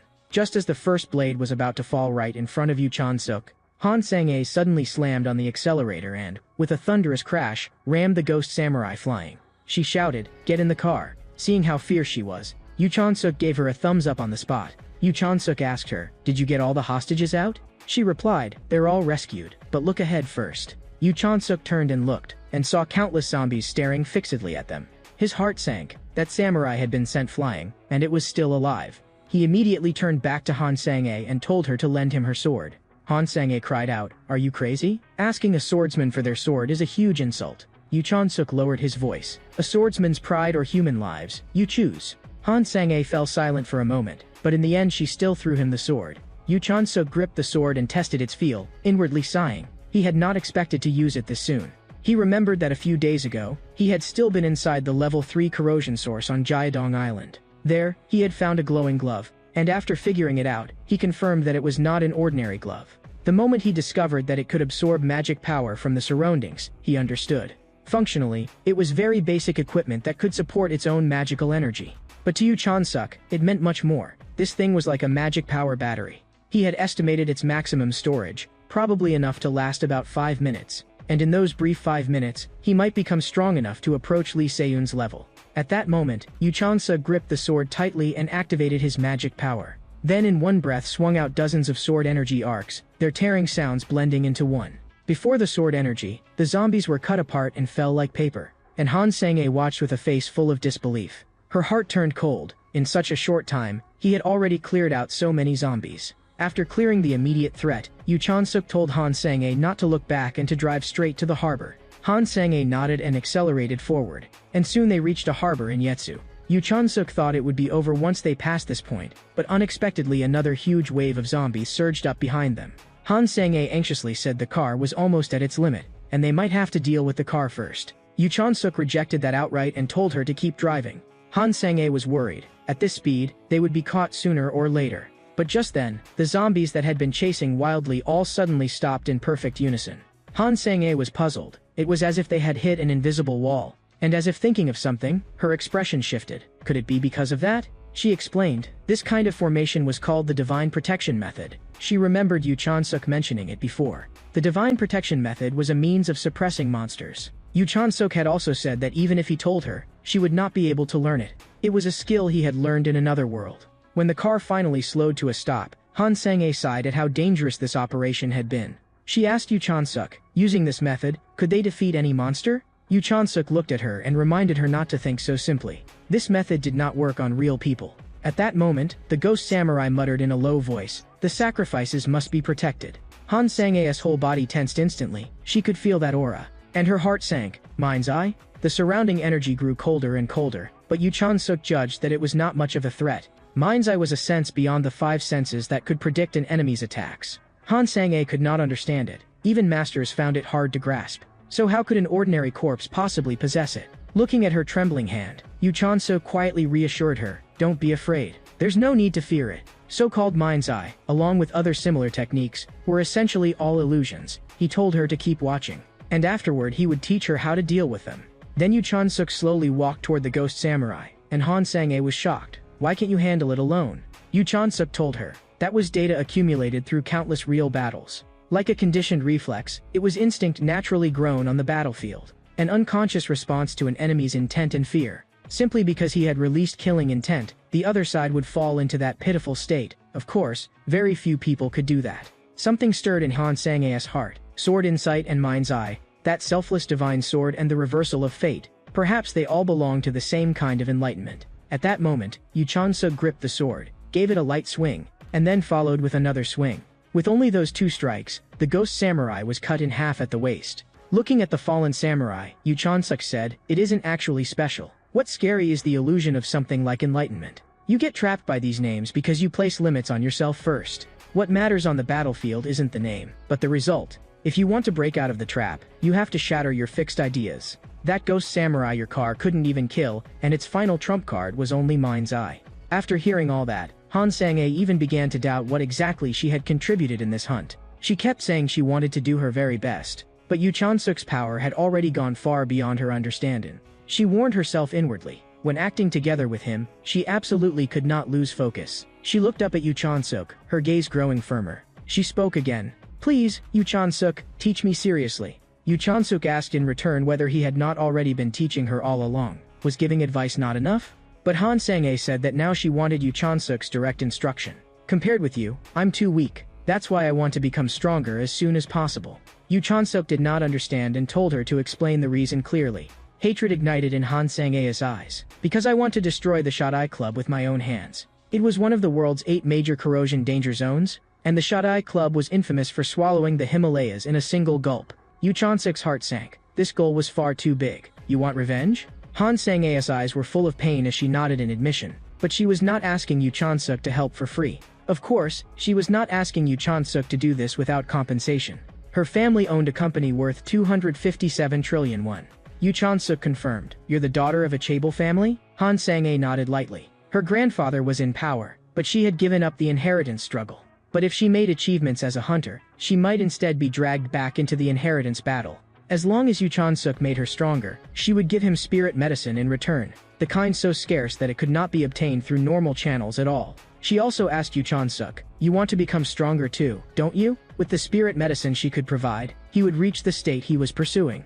Yu Chansuk knew very clearly in his heart, even if he told her the truth, Han Sang-ae would not believe it. The height he was meant to reach, and that she could never touch, was one he had already stood upon long ago. Now, the only reason he wanted to become stronger was to return the world to what it originally was. So he did not need those scarce resources. For now, the information you've given me is already enough. Afterward, Yu Chansuk drove Han Sang-ae to the medical center. The doctor there said that the 7 people they had previously sent over, judging by their current nutritional state, would need at least a week before they could speak. Once they regained consciousness, the hospital would notify Yu Chansuk immediately. So for now, they were asked to rest well and focus on recovering their health. In order to help Han Sang-ae improve her strength as quickly as possible, Yu Chansuk then immediately took her to a specialized training ground.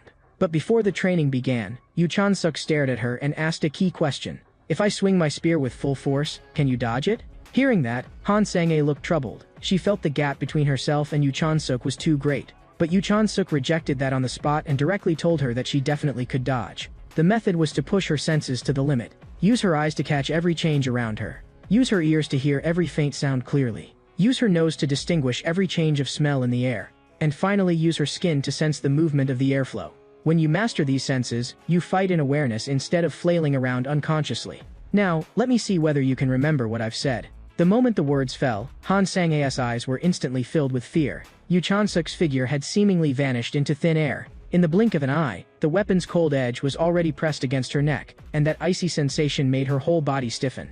Yu Chansuk's expression was severe. Real combat doesn't give you time to think things through slowly. You must sense first, then think. Act using the senses you already possess. The things you haven't mastered will only deceive you. Theory ends here. Now we move to actual combat. In the blink of an eye, the crisp sounds of weapons colliding rang out across the training ground one after another, and Han Sang-ae clenched her teeth and slashed at him fiercely with her blade. Yu Chansuk's eyes were sharp as a hawk, catching precisely the instant she drew her strike. He shifted to the side and cleanly avoided that flash of the blade. In the next second, Yu Chansuk swung his spear backhanded and blasted a heavy strike toward her. Han Sang-ae hurriedly raised her hand, trying to block. But in the blink of an eye, Yu Chansuk had already closed in front of her, the spear tip aimed directly at the center of her brow. Han Sang-ae's heart sank. She knew she could not dodge it.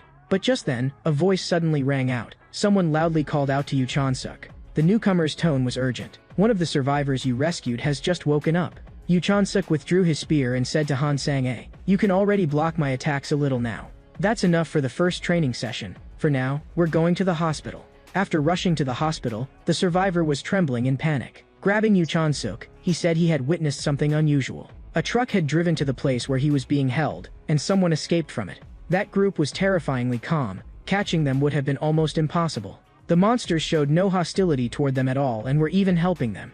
They picked out several hostages and loaded them straight onto the truck. Hearing this, Yu Chansuk finally understood why only 7 hostages had been rescued at the time. Because someone from Silver Hope had successfully escaped from there. And it was precisely because of that person's actions that they had gotten the chance to save the others. But the moment Yu Chansuk voiced that deduction, the survivor immediately denied it. Because those people had not escaped at all, they had been deliberately let go. Even stranger was this, ordinary civilians could break in and still escape, but trained hunters could not get in. If someone did not want to let you leave, then even being a hunter was useless. Doesn't that mean that place was a trap from the very beginning? But why would they do that? Yu Chansuk listened with growing interest, and the corner of his mouth slowly lifted. If they dare play tricks like this, then I'll play with them to the end. Looking at Yu Chansuk's expression, Han Sang-ae felt her chest tighten. Had he gotten angry because someone was underestimating him? Yu Chan-suk asked the survivor again. Aside from the trap, were there any other clues? The survivor hesitated for a moment, frowning as he tried to remember, and finally said that he had seen a cat. The person who came out of the airport had a cat-shaped mascot hanging from his waist. After getting that clue, Yu Chan-suk and Han Sang-ae immediately set out for the airport. But after turning the airport upside down, they did not even find an ant, much less the target. Yu Chan-suk stopped and stood where he was, beginning to weigh things in his mind. Should he go back to the shrine and investigate again? Just then, a figure suddenly appeared in front of them. That face full of piercings left a deep impression on Yu Chan-suk. How did your face end up like that? The man looked like an idiot on the surface, but Yu Chan-suk knew this was absolutely no ordinary opponent. At that moment, Kim Hye-yeon stood before the two of them, and admitted that he was the one who had brought the hostages onto the island. The two of them immediately tensed. That hostage was still alive? Kim Hye-yeon spoke coldly. Now, it's time for you to see what a so-called alternative plan looks like. Then he directly threw a hostage into the designated area. He's throwing a person into the corrosion zone? As long as the core remained, anyone thrown in there would have no chance of escaping. In the next second, that hostage mutated on the spot and directly became a corrosion entity. Kim Hye-yeon gave a mocking laugh. Just as I expected. Weak hosts are worthless. A person like this can't even withstand a casual kick from me. Yu Chan-suk asked in a low voice, are you trying to turn us into monsters too? Kim Hye-yeon answered bluntly, of course. Sacrificing ordinary civilians alone is far from enough. We need to create corrosion entities that truly meet the requirements. Yu Chan-suk's gaze grew colder. So your goal was never just kidnapping? Kim Hye-yeon shrugged. Personally, I don't care about anyone on this island. But the elder told me to explain, said it was for the greater good, so listen carefully. We are the heirs of Dangul, gathered here for one purpose alone, and we will achieve it at any cost, to preserve Korea's current hegemonic status. If we do that, no one will dare challenge us again, and in the end we will build a truly powerful nation. As his words fell, Kim Hye-yeon kicked the nearby car and sent it flying. The vehicle roared through the air toward Yu Chan-suk. With one sweep of his spear, Yu Chan-suk split the car cleanly in two. Yu Chan-suk said coldly that in his view, this country was already one of the world's great powers. But Kim Hye-yeon was even more unhinged. It's still not enough. We want this nation to become something all people can be proud of, a powerful country that no one would dare look down on. To master a truly overwhelming, unshakable superhuman power. Think about this country's past. It was once colonized, and I will never forget that humiliation. So we will reclaim everything that was lost. Yu Chan-suk could tell that Kim Hye-yeon was a black belt in Taekwondo. And despite having no equipment, he was absurdly fast, stronger than Yu Chan-suk had estimated. But Yu Chan-suk could still barely withstand his force. Honestly speaking, the logic Kim Hye-yeon was using was not completely unreasonable. If the corrosion zones disappeared, Korea would have a hard time maintaining its current position. Yu Chan-suk directly shot back. So what? Countless innocent people are dying. Can't you tell what matters most right now? Kim Hye-yeon sneered. The one who truly doesn't understand is you. We've already found a way to control the corrosion zones. A flicker moved in Yu Chan-suk's eyes. If you really can control the corrosion zones, that would mean everyone could live safely. If the conditions are right, I'm willing to discuss cooperation. But to what extent can you actually control them? Kim Hye-yeon replied disdainfully. Why should I tell you? In any case, we've already achieved enough control. Yu Chan-suk exposed him on the spot. So this so-called enough means you haven't achieved complete control, right? Just as I thought, you people don't have that kind of power at all. Acting as if you have lofty goals just makes you disgusting. Yu Chan-suk had intended to drag things out through conversation and slowly recover his magic power. But right now, his reserves were critically low, and he could not release the Flames of Paradox at all. Without the Flames of Paradox, he had almost no chance of defeating Kim Hye-yeon. Just then, Han Sang-ae suddenly swung a streak of sword light at Kim Hye-yeon. Kim Hye-yeon smiled mockingly. I thought you'd be so scared you couldn't move. Didn't expect a pretty face like yours to actually have some guts. Yu Chan-suk immediately shouted, Han Sang-ae, don't fight him head-on. Han Sang-ae gritted her teeth and answered, your scroll's magic is obviously exhausted. If you force more spirit medicine into yourself, there's a real chance your magic will overload. Right now, the only thing I can do is buy you time. Yu Chan-suk said quietly, thanks, Han Sang-ae. Give me 5 minutes and I'll finish him. Han Sang-ae stared at him. Yu Chan-suk, you can't lose. In the next second, Kim Hye-yeon lunged at Han Sang-ae with savage force. There was even a smile in his tone. Miss Han Sang-ae, I'm honestly worried I might not control my strength and kick you to death. Before the words had fully fallen, he launched a sweeping kick. The terrifying force sent Han Sang-ae flying on the spot. Fortunately, Yu Chan-suk rushed forward immediately and caught her firmly. Then fixed his eyes on Kim Hye-yeon and said coldly, are you ready to die? Kim Hye-yeon's pupils contracted. How did your magic suddenly increase so much? Were you hiding your strength from the start? Yu Chan-suk answered indifferently, nothing worth being surprised about. The principle is the same as the piercings on your face. Kim Hye-hyun froze. How do you know that? Yu Chan-suk's gaze was like a blade. The fact that you haven't even noticed can only mean you're stupid. Look around. There's purified magic leaking all through the air. The magic inside your body has been overloaded for a long time, and that's why it's leaking out. Thanks to you, I finally gathered enough magic to ignite the flames of paradox. Come to think of it, I should thank you. Kim Hye-hyun roared, you're talking nonsense. There's no way in the world to absorb discarded magic. Yu Chan-suk's voice turned colder. You don't need to know the truth. Either way, you die here today. In the next second, Yu Chan-suk's figure flashed, and he thrust 16 times in succession at Kim Hye-hyun. After being pierced through, Kim Hye-hyun could not even keep breathing, and he quickly realized that the problem with his body was far beyond lung damage. More fatal still, he could no longer even sense his own heartbeat. He was only standing by sheer force of magic power, just to preserve the last scrap of pitiful dignity he had left. And Yu Chan-suk had already burned away all the muscular strength in his body, leaving him with no capital to resist. Driven into a corner, Kim Hye-hyun actually cried out to his captain for help. The moment the words left his mouth, a blinding light exploded before Yu Chan-suk's eyes. Yu Chan-suk's nerves tightened instantly, and he entered a combat response at once. In the next second, he pulled out the spear on his back and swung it hard toward the direction from which the attack had come. After blocking that wave of offense, Yu Chan-suk stared coldly ahead, wanting to see who else dared interfere. The other side had not expected that Yu Chan-suk could draw his spear and counterattack immediately. According to his plan, Yu Chan-suk's wrist should at least have been crippled first. Not only did that person receive Yu Chan-suk's counterattack, he even praised his reflexes and instincts in battle. Yu Chan-suk's heart sank. Even in this era, there was still someone using traditional Korean archery. This guy was the captain they had mentioned, and the pressure of the energy waves coming off him was worthy of the title of captain. No matter how unwilling he was to admit it, Yu Chan-suk could only admit that this man was at least twice as strong as Lee Se-yoon, and possibly 3 to 4 times as strong. At that moment, the hooded man above finally spoke. He first praised Yu Chan-suk's courage, then asked in return, was Yu Chan-suk not afraid of death? Looking up at him on the rooftop, Yu Chan-suk answered in an unhurried tone, if you really wanted to kill me, you'd have done it already. The fact that you haven't means you have another objective. Then Yu Chan-suk raised a hand and activated his strange flame. Are you more interested in the life in my hands, or in the one under my feet? At the same time, Kim Hye-hyun, wrapped in the strange flames, felt the burning pain intensify. With the last of his strength, he screamed and begged the captain to save him.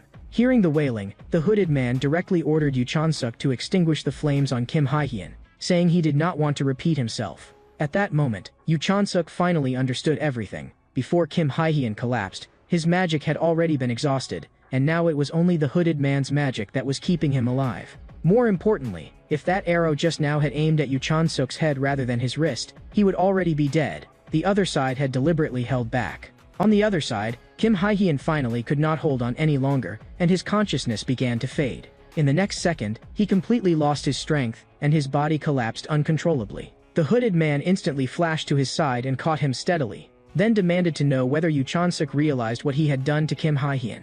Kim Hye-hyun's muscular strength was ruined, and for the rest of his life he would only be able to rely on magic power to maintain blood circulation, destined to live in a wheelchair. The hooded man said coldly, I will take you back alive. As long as I leave you breathing, that's enough. As long as Yu Chan-suk was left with a single breath, that would be enough. Yu Chan-suk fired back without hesitation, go ahead and try. I'd rather self-detonate on the spot than become your puppet. But before he could figure out the principle behind Yu Chan-suk's flames, the hooded man withdrew first. He left behind one sentence. When corrosion rifts first appeared, no one believed they could be controlled either. But I did it. One day, you too will stand beneath my rule. With that, his figure flashed and disappeared directly from Yu Chan-suk's sight. After the hooded man left, Yu Chan-suk understood, a short-tempered madman had set his sights on him. Even Han Sang-ae could tell. The thing the other side wanted was Yu Chan-suk's unique trait. Logically speaking, if they had truly wanted to capture him, they could easily have tied him up while he was unconscious. But Yu Chan-suk suspected that the other side might already know Han Sang-ae's background. Han Sang-ae asked, do you think terrorists would care about a background like that? Yu Chan-suk told her to think carefully. What was the real purpose behind this entire sequence of actions? Han Sang-ae reacted instantly and blurted out, wait, could it be that the Korean government doesn't actually want this matter resolved? Yu Chan-suk voiced his guess. The group behind all this had likely been receiving direct official support the whole time. Han Sang-ae panicked on the spot. Then does that mean we shouldn't have cleared this corrosion rift? But Yu Chan-suk answered her blandly. Who cares? We'll just pretend we don't know. but Han Sang-ae said awkwardly that she was not good at lying. Yu Chan-suk sighed helplessly. He had guessed that long ago. Then Yu Chan-suk began walking deeper into the building and said to Han Sang-ae at the same time, they could settle the later trouble afterward, but for now they had to deal with the problem in front of them first. She should wait outside while he went in alone. Han Sang-ae looked worried. Do you really not need me to come in and help? Yu Chan-suk glanced back at her. You have no idea what they've done inside. Once I go in and take a look, everything will become clear. Stay here, rest, recover your strength, and wait for me to come back. With that, Yu Chan-suk did not hesitate. With one leap, he jumped straight into the depths of the corrosion rift. After passing through the dark tunnel, Yu Chan-suk reached his destination, the level 2 corrosion rift on Tsushima Island. Very soon, he arrived in front of the door of an old-style building.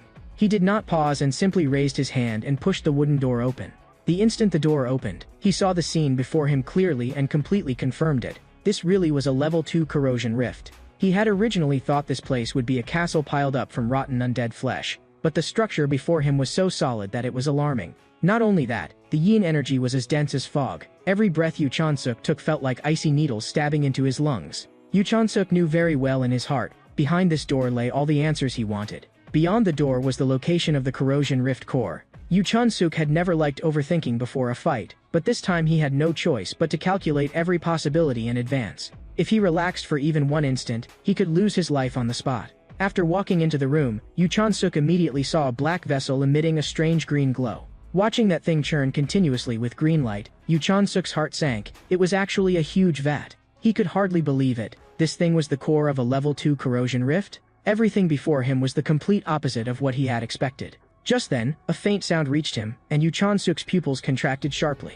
Following the sound, he saw a man covered in wounds lying on the ground, stretching out a hand and using the last of his strength to beg him for help. At the same time, something suddenly extended out of the vat, and viscous liquid dripped from the rim one drop at a time. The man on the ground cried out, "Both my legs are gone. The pain is unbearable."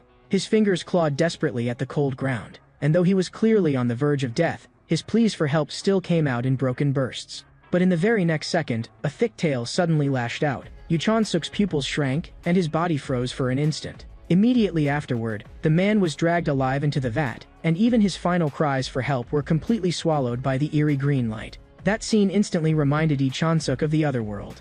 Countless shrill screams and cries for help flooded his ears like a tide. The hellish sight before him made his stomach churn, and instinctively he clamped a hand tightly over his mouth. He clenched his teeth, and cold fury surged in his eyes. What a disgusting bunch of humans. At that moment, Yu Chan-suk fully understood. This was not the core of a corrosion rift at all, but an altar for live human sacrifice. But this sacrifice was different from every case he had encountered before. The instant this violent yet familiar energy appeared, Yu Chan-suk recognized it immediately. Yes, this was the aura. In the next second, a bizarre figure fully revealed itself before Yu Chan-suk. Looking at the katana clenched in the other party's hand, Yu Chan-suk finally understood. This was the aura of a samurai.